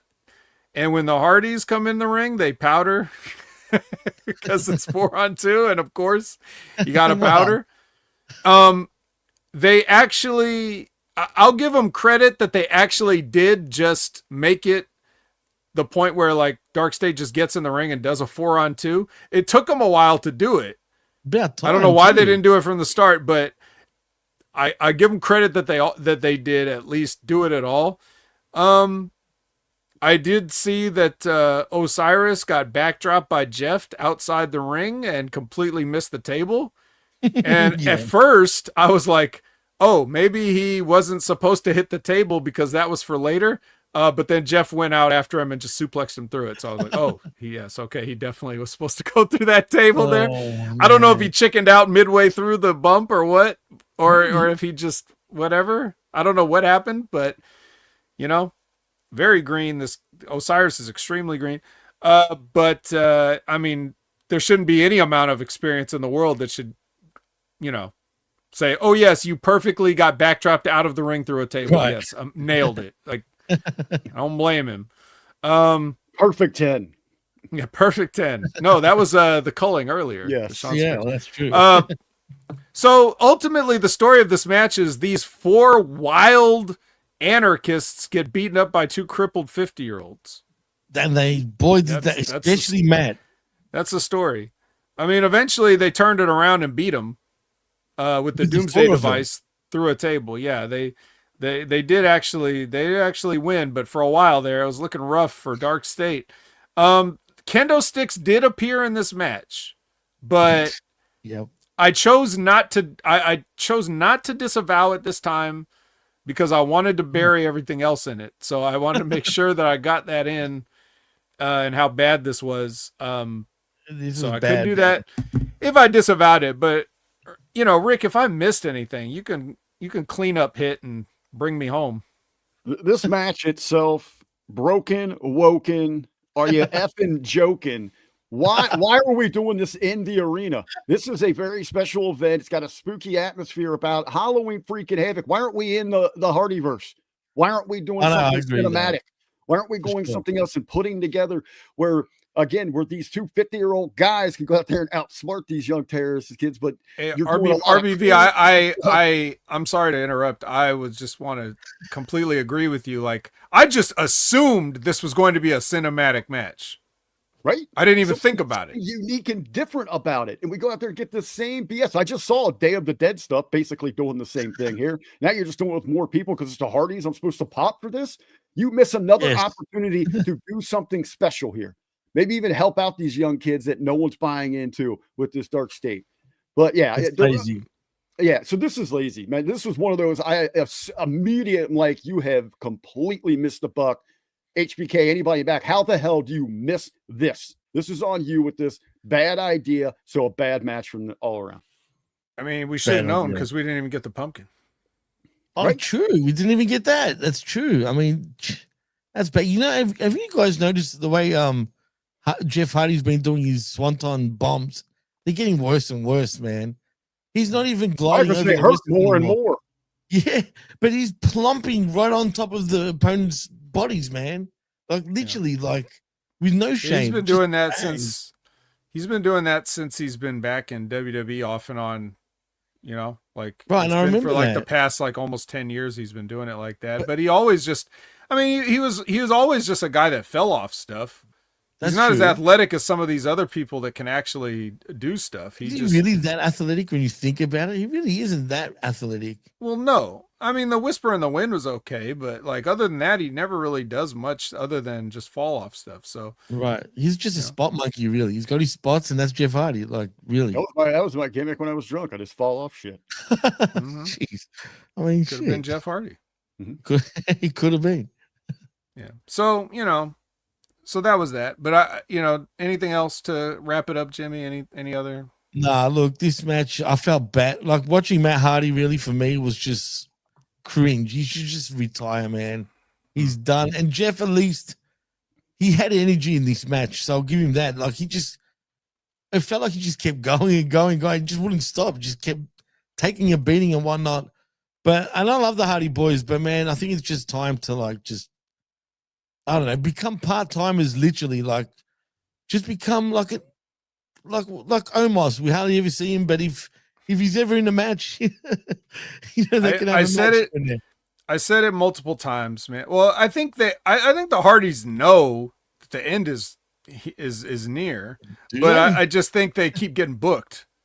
So they're like, okay, but they know it's got to wrap up soon. But I just think like, yeah, the money is in the ambassadorship. Bringing the Hardys to make an appearance. Or all the more reason to protect them with cinematic stuff. That's what I'm saying. Well, absolutely. That works. Not that I want to see the cinematic stuff, but, whatever it is. Just let them be legendary figures that don't do anything physical anymore. Just like 2CW's booking them. Yeah. They are, but that's a big deal, though. They can but they're coming. They got the Hardy Party. They're not advertising to go out there and kill themselves in a match. Right. Well, people are just happy to see them, Did you guys know that the vignette, the build up, when they showed things at the compound and all that before the match, that was apparently all done by AI, according to Matt Hardy. Yes. All right. Yes, I'm being serious. I know. Okay, you could be serious all you want. Whether it was AI or whether it was somebody working their ass off, it sucks. So Javon and Leon are not happy with the outcome of this match, even though they just stood at the monitor and watched it. But I mean, in fairness, they did try to cover their bases by saying the Hardys told them not to help. I guess. On the other hand, they could have just not said that and had them come and peel 2 members of DarkState off of them so that you could have had a tag team match. But whatever, who cares about that? Never mind. Let's make everybody look stupid. Let's make DarkState look stupider than they already look. Let's make them look stupid by getting beat up by 2 crippled 50-year-olds for like 10 minutes. Let's make let's make Javon and Leon look stupid for not helping their friends while they're getting, double teamed, in a dangerous match with no rules, which is the perfect time to ignore your friend's request and go out there and save them. I'm sure if the Hardys retained the belts, they wouldn't be that mad at you guys. No, definitely not. And then Leon, how about that when they're, hey man, how about we go for the belts? Yeah, you know what? Hold on, I got something else I got to do, but I'll get back to you later about that. Let me worry about this other belt, and I'll get back to you later with this. And we can always do the classic, I need to do this on my own. Yeah. The real quick, just because we got this vignette, I know there's some other ones we're going over. Why are we having these on the PLEs? It should be focused on this special event, not setting up what's coming up. And not even that, but we're spending this time setting up useless matches as like the Fight Club guys going at it. We don't care about that. We're setting up not even Evolve title matches for television shows. We're setting up Evolve women's matches on your PLE. This is just ridiculousness. Cut it out of these PLEs. It takes away from that special feel. 100%. And I just wanted to quickly say, Liz said that it may have been augmented by AI, but Remy posted on TikTok behind the scenes of the footage they did at the compound. Well, I'm just going by what Matt Hardy said, so I don't know what's going on there. That TikTok was AI. Anyway. Could have been. Todd had a funny comment like, let's make everyone look stupid Jones, pal. Actually, that's the character I would play if I did come back to wrestling. Because I would just come out and say everything that they did on TV. I would just say it on a live mic. And Josh thinks that we need drug testing back in WWE. I mean, allegedly. Maybe they're just not testing for the right drugs. Maybe. So, yeah, Grande Americano sends in a subtitle promo away. Then with the main event is Trick Williams versus Ricky Saints. I just wrote in my notes here, I didn't care. I think this match came on and I went to the bathroom like without pausing. I just whatever. I don't need to see these guys anymore. I've made my full assessment. None of these guys have any more like they've got nothing else to show me. Like I'm done. My final grades are handed in. It's over. So whatever they're going to be, I've already decided. So I don't need to see anymore. But what about you, Jimmy? You already said something about Ricky earlier. I don't imagine you any more on that, but how about Trick? Is he like you feel like he's just spinning his wheels at this point here? Yes, absolutely. I feel like he's spinning his wheels because I'm getting sick of this character, this version of him. What is he, an idiot? Like he's become a delusional idiot. Why? Like straight up, he just complains. He's crying all the time.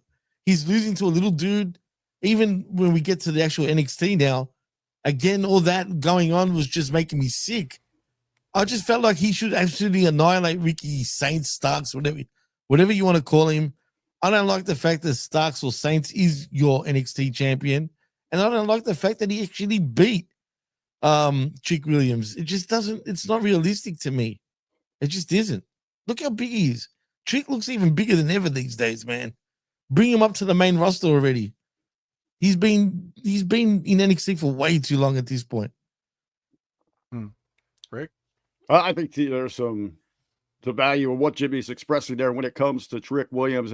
But before making that leap, we got to have a good spot for him on the red or the blue. Just that's the problem, and I get that without a reason because he's going to be just lost in the shuffle there. But I do think with the Trick character, he's facing that breaking point. He's losing everything, and when he thought he had control of, he no longer has that. So he's lashing out at authority, at everything around him, even production we'll talk about. But, he's craving that championship, but hasn't run that course. I think it is time for him to come up. But the bigger question is, where does he fit into that red or blue puzzle? So maybe just some time off, some time away. This match itself, it was fine inside of itself. But again, I not PLE big event quality for a main event. I'm kind of more towards the views with Jimmy with Ricky Saints. I didn't pay a whole lot of attention to him in AEW. I know a lot of people thought he was going to be one of those next big breakout stars with MJF that could help carry that company. Rock. But I think that it shows that there's a lot more work that he needs, maybe even physical development if he's going to be a player inside of WWE. Sure. Absolutely. Physical development. He needs to physically get bigger, big time. You're talking about Ricky? Yes. Yeah. Well, it ain't gonna happen. And there's something just missing even in his promo. Like I don't feel like they're genuine. There's not like a big connection with me. He's fake. You're right. Definitely. But he can do a decent promo if he wants. But I get what you're saying.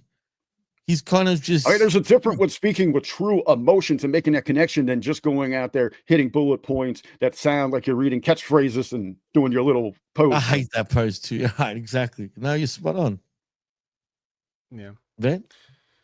Yeah, I don't care about Ricky Saints at all. I don't really like there's worse than him, but he's fine here in NXT at this level, but I don't really see much more than that. There will be more than that because he's Cody's friend, so you're going to see it. But other than that, I don't think anybody would really care or would have made the effort to bring him over.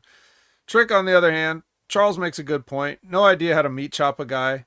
That's insider terminology, but basically what it means, you guys might know, it's just it's the spots in the match where you're actually brutally beating the guy's ass, whether it's punching, kicking, chopping, actual chopping, or just getting that vicious heat.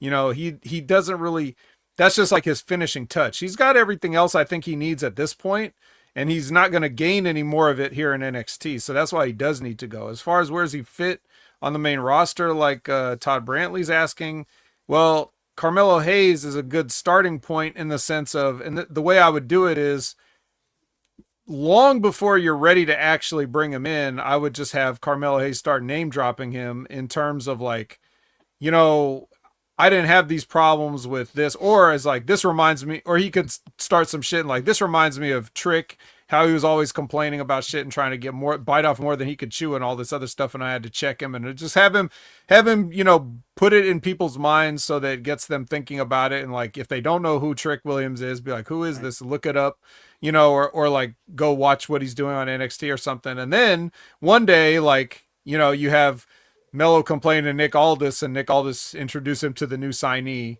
that he just signed to SmackDown. And then here comes Trick, and you can do that there. And then you could split him off. Cause really Trick is everything that they want Carmelo Hayes to be. Carmelo Hayes is a cheese sandwich. There's no money there. Trick is there. He could fill the same role that Carmelo has, but he's got a lot more talent and a lot more pizzazz. So he's going to push Carmelo out whenever he eventually gets up there. And that's just the sad reality of it. As far as I see, I could be wrong about that. Anyways, let's wrap this up. Tornado DDT on Trick. 1, 2, 3. Yeah, not believable. Anyways, that's what happened. And then Sarah catches the culling in the parking lot for one last crazy Tatum celebration. So there, I called her Tatum. How about that? Tune in to Tuesday. It's going to be crazy. Yeah, okay, well, it's Tuesday and it's crazy. So here we are. NXT. Trick storms from the production truck all the way to the ring. Ava has security come out with her. Saints runs out there, starts a brawl, and we get a pull apart, which we immediately cut away from, because who cares? Who cares about this chaos and anarchy? We see this all the time. We need to cut back to a progressive thing showing Axiom and Jasper Troy for their upcoming speed match. Like, let's cut away from this brawl in the arena to a prepared vignette for an upcoming speed match. You guys like this sort of formatting? Oh yeah, the best. No, that sucked. All right, the whole formatting of the show really sucked. I felt like actually with the way shit was done. But well, I mean, we have an out here. The production team has an out. Trick is telling them not to touch any buttons, not to do their jobs. So I mean, what do you want from the people? They are terrified. We're a week away from Halloween. We don't know what antics Trick is going to pull. There ain't no treats. They just tricks running this show. They're not supposed to press any buttons. So by them cutting to the vignette, that means they completely disobeyed what he said, doesn't it? So he should go back and kick their asses. Yeah. Unless it was just out of complete, mistake of fear. My finger they were shaking so bad, that they hit that button for this vignette. Yeah, my hand was slick from the sweat, the flop sweat, and I just we were probably supposed to get something that was actually entertaining, and good, and would have moved the show along, but they accidentally hit this, so we get this. Yeah, you know what I love about you, Rick? You're saying it like as a matter of fact too, like all dead serious. Yeah, I mean, in a way. So we do get Axiom versus Jasper. Jasper wins with a black hole slam in just under 3 minutes, like every one of these matches has to end. The idea, like Ray made a point when we first started talking about this, like, well, Jasper Troy has to win this whole tournament because he's already dead in the water from how they booked him, and if he can show that at any point somebody can beat him in 3 minutes, then he's absolutely, he's overcooked. It's burnt, So get him out of here, release him. Oh, is that what you said? Jesus Christ! What can you do? Like if you're booking, if you got a guy like Jasper Troy and you can do anything you want because this shit ain't real, right? And you say that somebody can beat him in 3 minutes or less, washed. Goodbye. There's no. You're basically showing him the door right there. Wow. Got a point, what an indictment of LFG. Anyway. So he does win though with the black hole slam. Sol Ruka actually gives up the speed championship because, well, I saw what happened the last time that somebody tried to defend a belt for me. So I'll just save her the trouble. I guess is that the way, like, I'll save you the trouble of getting your ass kicked or something since I'm your friend. Like, I don't even know what that's supposed to be. That's the other side of this. Like, in the WWE's dumbass mind, when they write these scenarios, they're thinking of like, oh, Sol Ruka's probably disappointed in her friend because she lost the match to Blake Monroe. But at the same time, it's like the alternative was just giving it over. So like, is that better? Your friend at least tried. I wouldn't be mad at my friend if they did me a favor and they didn't get the job done. I'd be like, oh, damn. Well, Maybe next time, friend. I'm not gonna like Friend? turn on him when my only other option was to forfeit. Even Would you be especially if the condescending reason though? your friend lost was because of you getting her distracted at ringside. Right. But even to your point there, like, so I'm going to just I let my friend defend this one. But the speed championship I'll hand over because I don't know, even in my mind, if I'm a competitor, like, you know what, maybe I could just go out there and last 3 minutes and hold on to this thing, where someone can't beat me or pin me. Again, same thing with Jasper Troy. Can you beat Zarya in 3 minutes? Right. Yeah. Goodbye. Well, that's the whole thing. And Vet, I do want to say I appreciate, man. You guys don't have a lot to talk about on Monday nights with the Impact Tech, man. I really enjoyed stopped in there, listened to the championship belt conversation. Oh yeah, thank you very talking much. About good ones and all. I appreciate you answering my questions there. Go back to that. Great conversation. But you're talking about some of the best titles, worst titles. This entire concept with the Speed Championship is absolutely embarrassing. I think I mentioned that on Monday. Good news. Good. I think you did. Good news for Tony Khan. With all your belts, you don't have the worst division in professional wrestling on a main level right now. It belongs now. Why are they highlighting this crap on NXT? Yeah, I thought it was a Twitter thing only. Yeah. Dude, we had 3 championship matches on this show. One was a Speed, one was the Women's Evolve, and a TNA Knockout Championship. None of them had to do anything with NXT here. Yeah, well, what can you say? That's true. Yeah, well, that's the thing. Like when they did the Speed originally on X, like when they had a champion, that person did not even carry the belt when they appeared on Raw or SmackDown or whatever show they were on. It was like they were ashamed of it. Right, never. Like they would even mention like, oh, the Speed champion. It's like, well, where's the belt? So like, how proud of you? Could that have possibly played a part in nobody watching it on social media? Like, maybe I went away, but let the thing die with the social media thing. But now, because she turns the belt over, we're getting a women's speed tournament on Tuesday night. Right, which we already had a speed tournament for Sol Ruka to get this belt or whatever. Probably no, we didn't. She actually won it before they. Well, whatever. It doesn't matter. The point is, this whole thing's stupid. And Zarya's upset that her friend doesn't believe in her, but well. God, you lost. Yeah. I mean, I guess. I mean, I don't know who is next in line for a speed shot. They didn't really say that.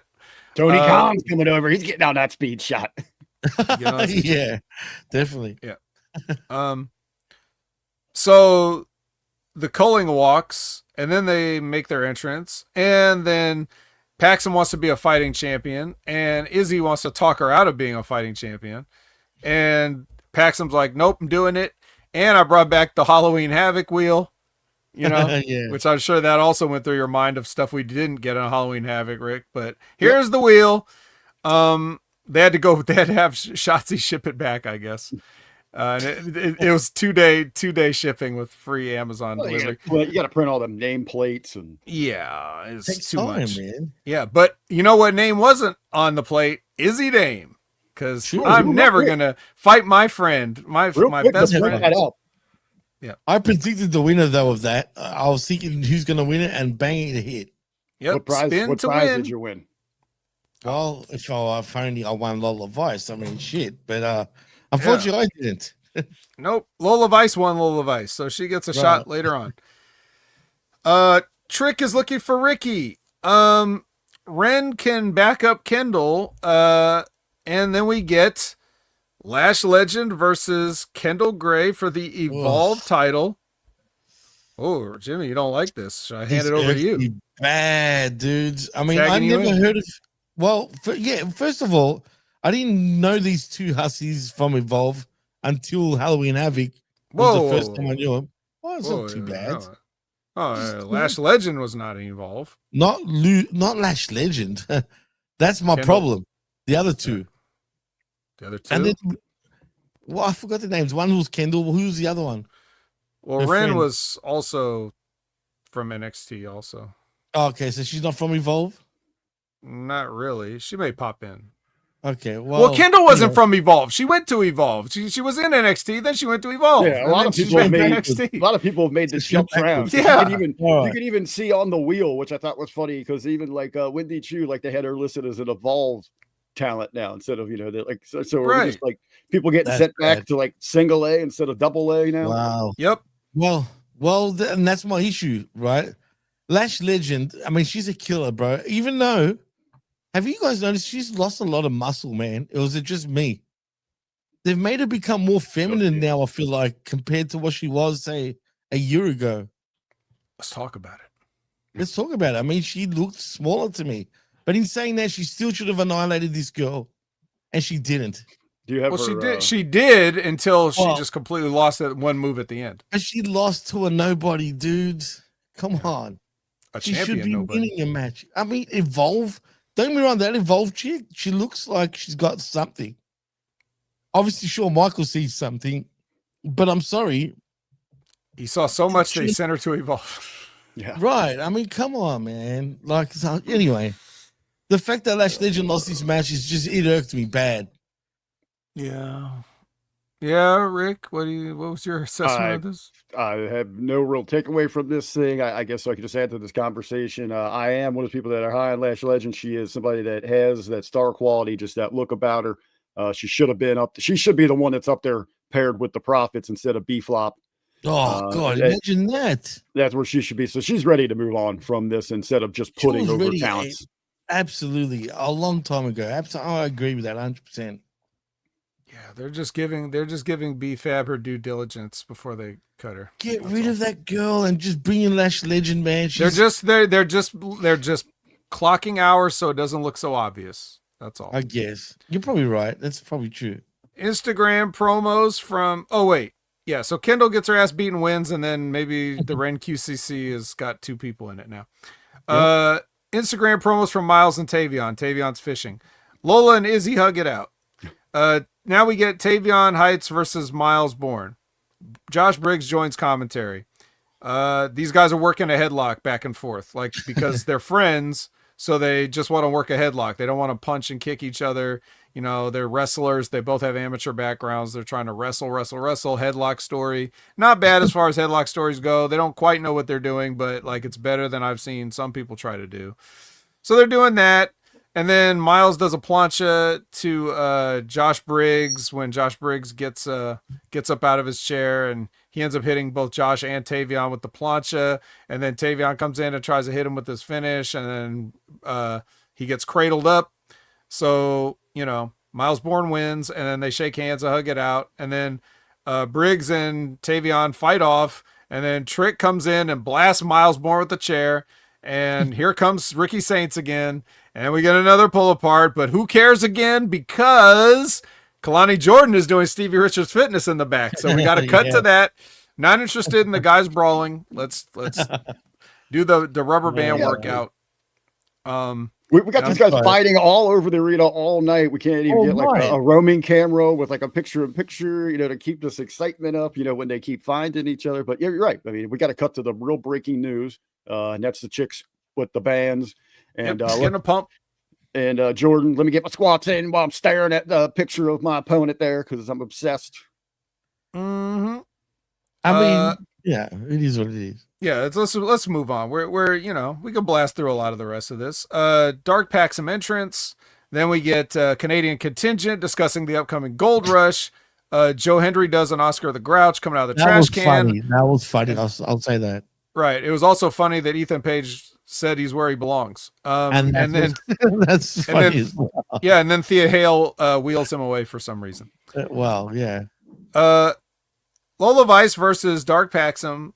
So remember how I made a point to say that the boys, the wrestlers, they worked a headlock, right?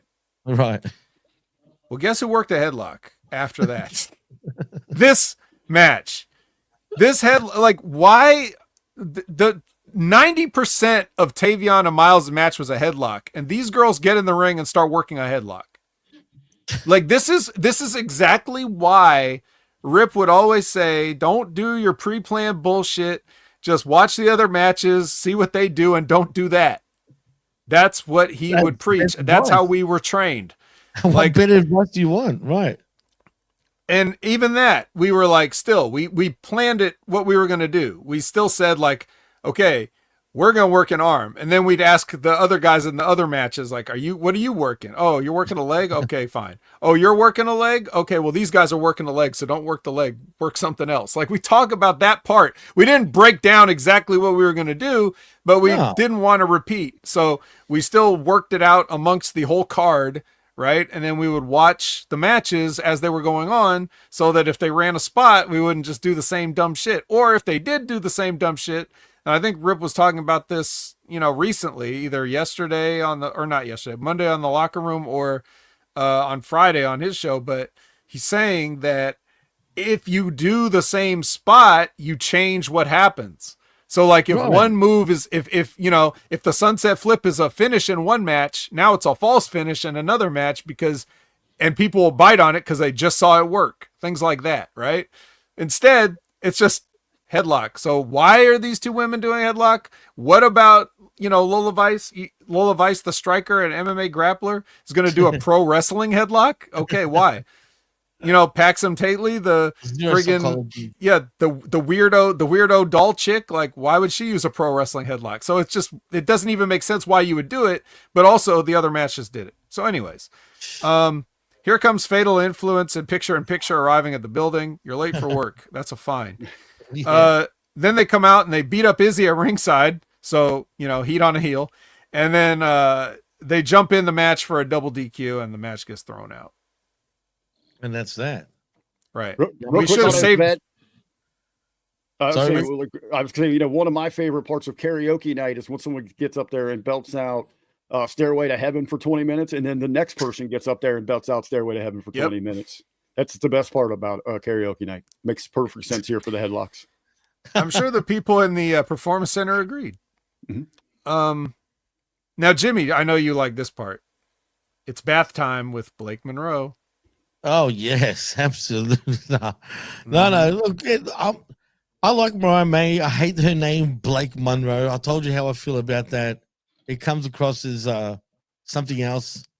Like she's. Oh, you know what? Well, yeah, don't go there. Let's talk about this though.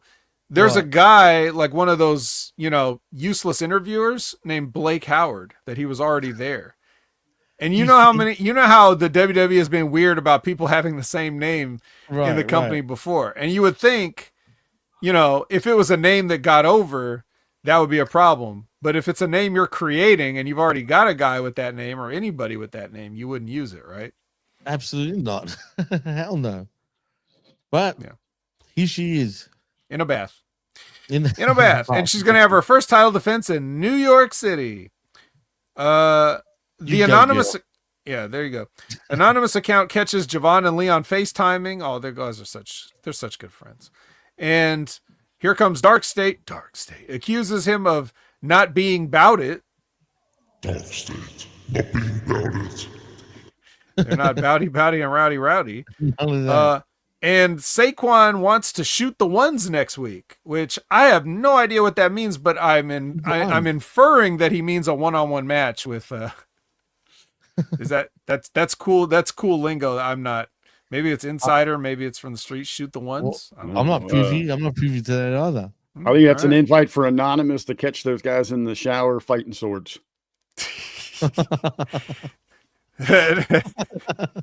DarkState in the shower, Blake in the bath. It's like it's a very clean, hygienic show that we've got. Scrub up this product.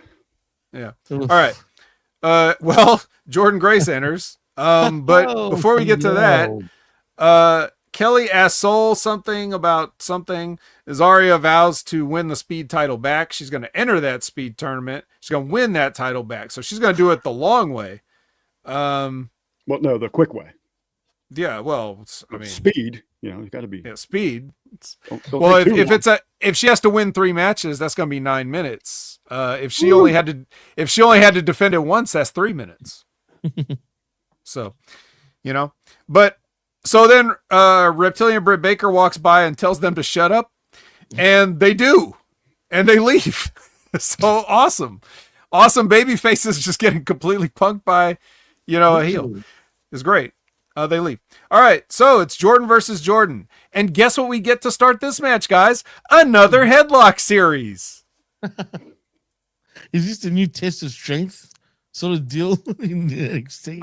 I heard if you did a test of strength, they'd walk the fuck out. But apparently, you can do 3 headlock series in a row. Oh, boy. Guys, this match had some weirdness in it, some stiffness in it. It had Trick and Rick still fighting into this match. I wonder if they're Still fighting. fighting.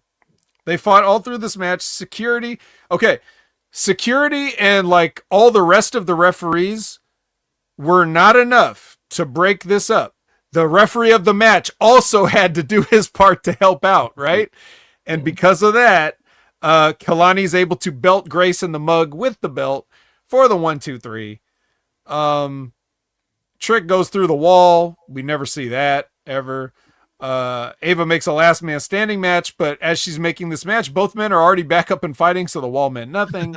This was just a brilliant masterpiece, perfect bow on this gift that was an episode of NXT. Rick, I'll go to you first. Tell me everything wrong that I missed here with the last segment. I see so a lot to dissect here, but the women's match itself, what we get there, so they're telling the story working that knee.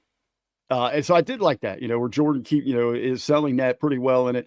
But then immediately after a big spot where, she misses the springboard up there, she falls backward and gives Kiani the double stomp on her. She immediately comes back up and just lands a perfectly executed jackknife power bomb on her, using all that leg strength to flip around. And then why? If your knee is down, you're a powerhouse like that, Jordan. Why are you trying to go up top to finish this thing off, where you're going to have to use your leg support?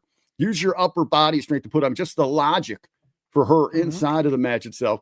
And then, as you said, this cluster, everything breaks loose. There's too much going on, overbooked here in the finish. So when you got too much going on, there's nothing that you care about. Fair call. Absolutely. I mean, it's brilliant thing to say.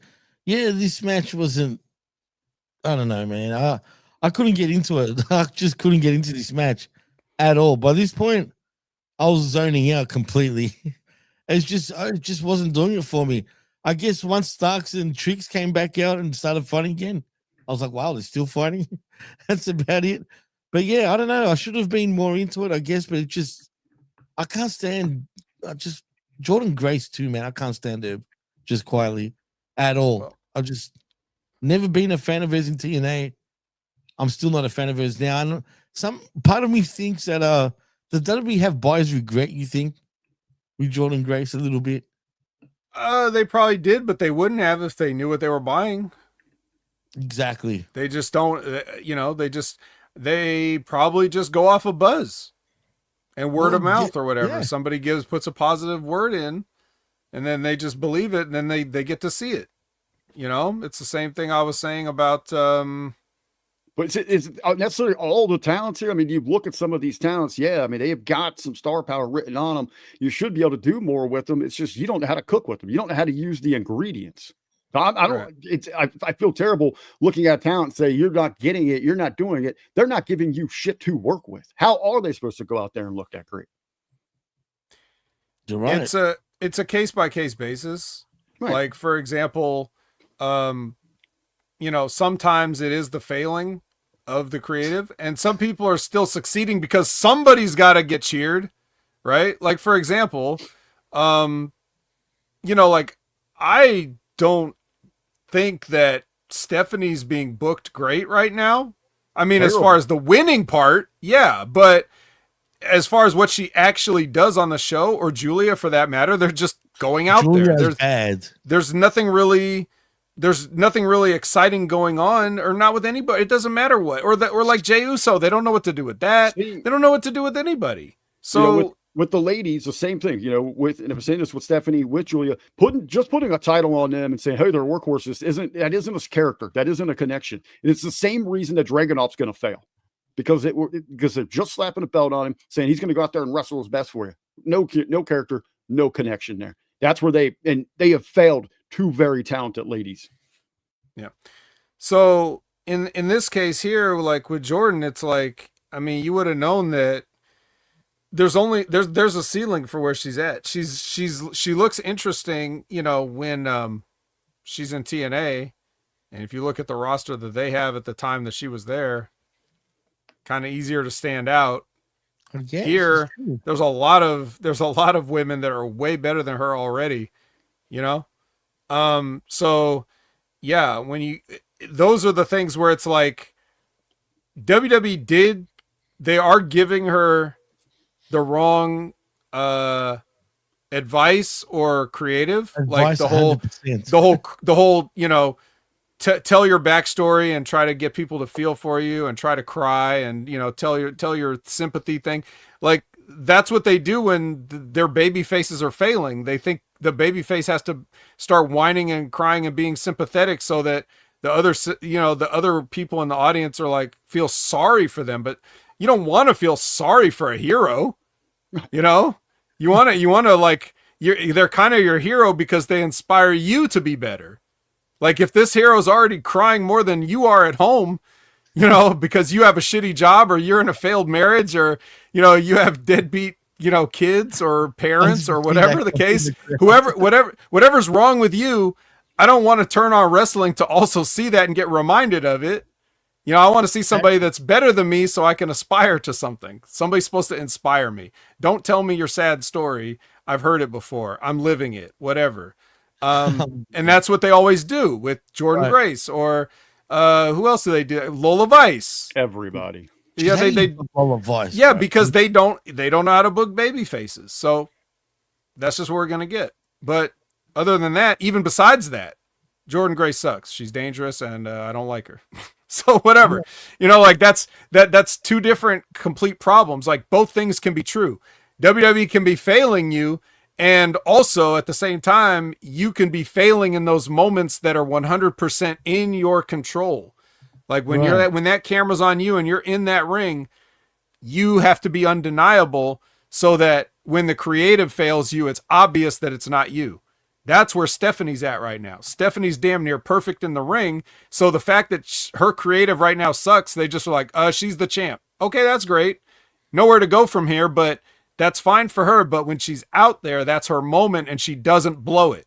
She made Tiffany Stratton look like somebody in a match. That's something, right? Absolutely. So, for sure. So that's what I'm saying with, that's the difference. Jordan can't do that in those moments. She doesn't know how to make anybody. She doesn't know how to work. All she knows how to do is spots. All she knows how to do is get her shit in. You know what I mean? Like she doesn't know how to do what the match needs. She doesn't know how to make her opponent. She doesn't know how to do any of that stuff. She's just a fucking indie spot person, And that's where we're at. I just want to say one thing before we move on. You just mentioned about bad advice that WWE possibly would have given her. I actually agree with that for one reason. Have you noticed how much she's toned down size-wise and just muscular-wise? I think they probably told her, we don't want you, muscly like you were in TNA, just toned down to look like more of a female, right? I think that's a bad move, though, for her, technically, if they gave her that sort of advice, which wouldn't surprise me. Either that or she decided to get off the juice before her heart exploded.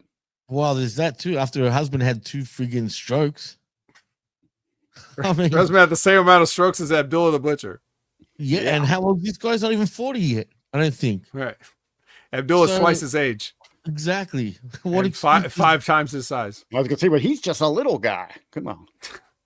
He's wide though. He's yeah. All right. So anyway, the point is everybody's got some things that they can work on, but I think we've done enough work for today. Everybody's got hard times. That's right. This 40th anniversary. So with that being said, let's take it home. Oh, perfectly put. Well, I'm going to throw it to you guys first, and I'll say it to you, Vic. Tell them what you're doing and what you're up to, man. I have nothing going on. I hate everyone. Go to the vet. All right. Well, you can find me at Opinion Haver on all your favorite social media platforms. You can catch me every Monday night at 6:30 p.m. Pacific, 9:30 p.m. Eastern for the Impact Attack with Brandon, where we talk about TNA and how everything sucks over there. You can catch me with Jimmy every Sunday at 8 a.m. Pacific, 11 a.m. Eastern for Directage, where we talk about AEW and how everything sucks over there. You can catch Wrestling with Rip Rogers every Friday at their concrete time of 9 a.m. Pacific, noon Eastern, where he can tell you how everything sucks. And you can also catch Rip Rogers on this week's Monday Locker Room. where he joined RBV and Ben for a rollicking good time. And you could catch Stevie Richards every Friday. Stevie Richards got the best wrestling show in the business right now. It's better than Raw. It's better than SmackDown. It's better than Dynamite. It's better than everything. Why just watch Stevie Richards' show? It's got better production quality and more wholesome content than anything. So check that out every Friday. Check out Limpin' Ain't Easy with Timmy Baltimore. New episodes maybe every Wednesday-ish. So keep an eye out for that. Subscribe to the channel and click that bell, and you'll know whenever Timmy uploads a new interview or clip or anything, and that'll just about do it. Jimmy? Oh, nice. Perfect. Well, like I was saying before, go check out I Like a Raw, who myself, Rick was also on, MSG, and the Ayatollah himself, Bin Hamin, also joined us, where we had quite a few good conversations with the man himself. So go check that out. Also, look out for the Smack Attack with myself and Rick, which we also did a few days back, which is also right here on Humming Media Group's YouTube channel. Go check that out as well as Direct Kidge with myself and the vet. But this week, we've got a whole big week of wrestling to cover. We will also be doing the Saturday night's main event review and, of course, the Smack Attack and everything I just said before that. So look out for all those shows. And that's about it. So in saying that, if you want to follow me on the Twitter, you can at the PWC Network. But most importantly, like and subscribe right here on Humming Media Group's YouTube channel. And again, thank you to all that keeps sharing us around and keeps tuning in. We really appreciate it. So in saying that, I am Jimmy T. He is R to the B to the V, and he is the best in the world, Jamie the Vet Williams. And you've been listening and watching The Next Level, your NXT wrestling review right here on Humming Media Group's YouTube channel. Until next time, peace.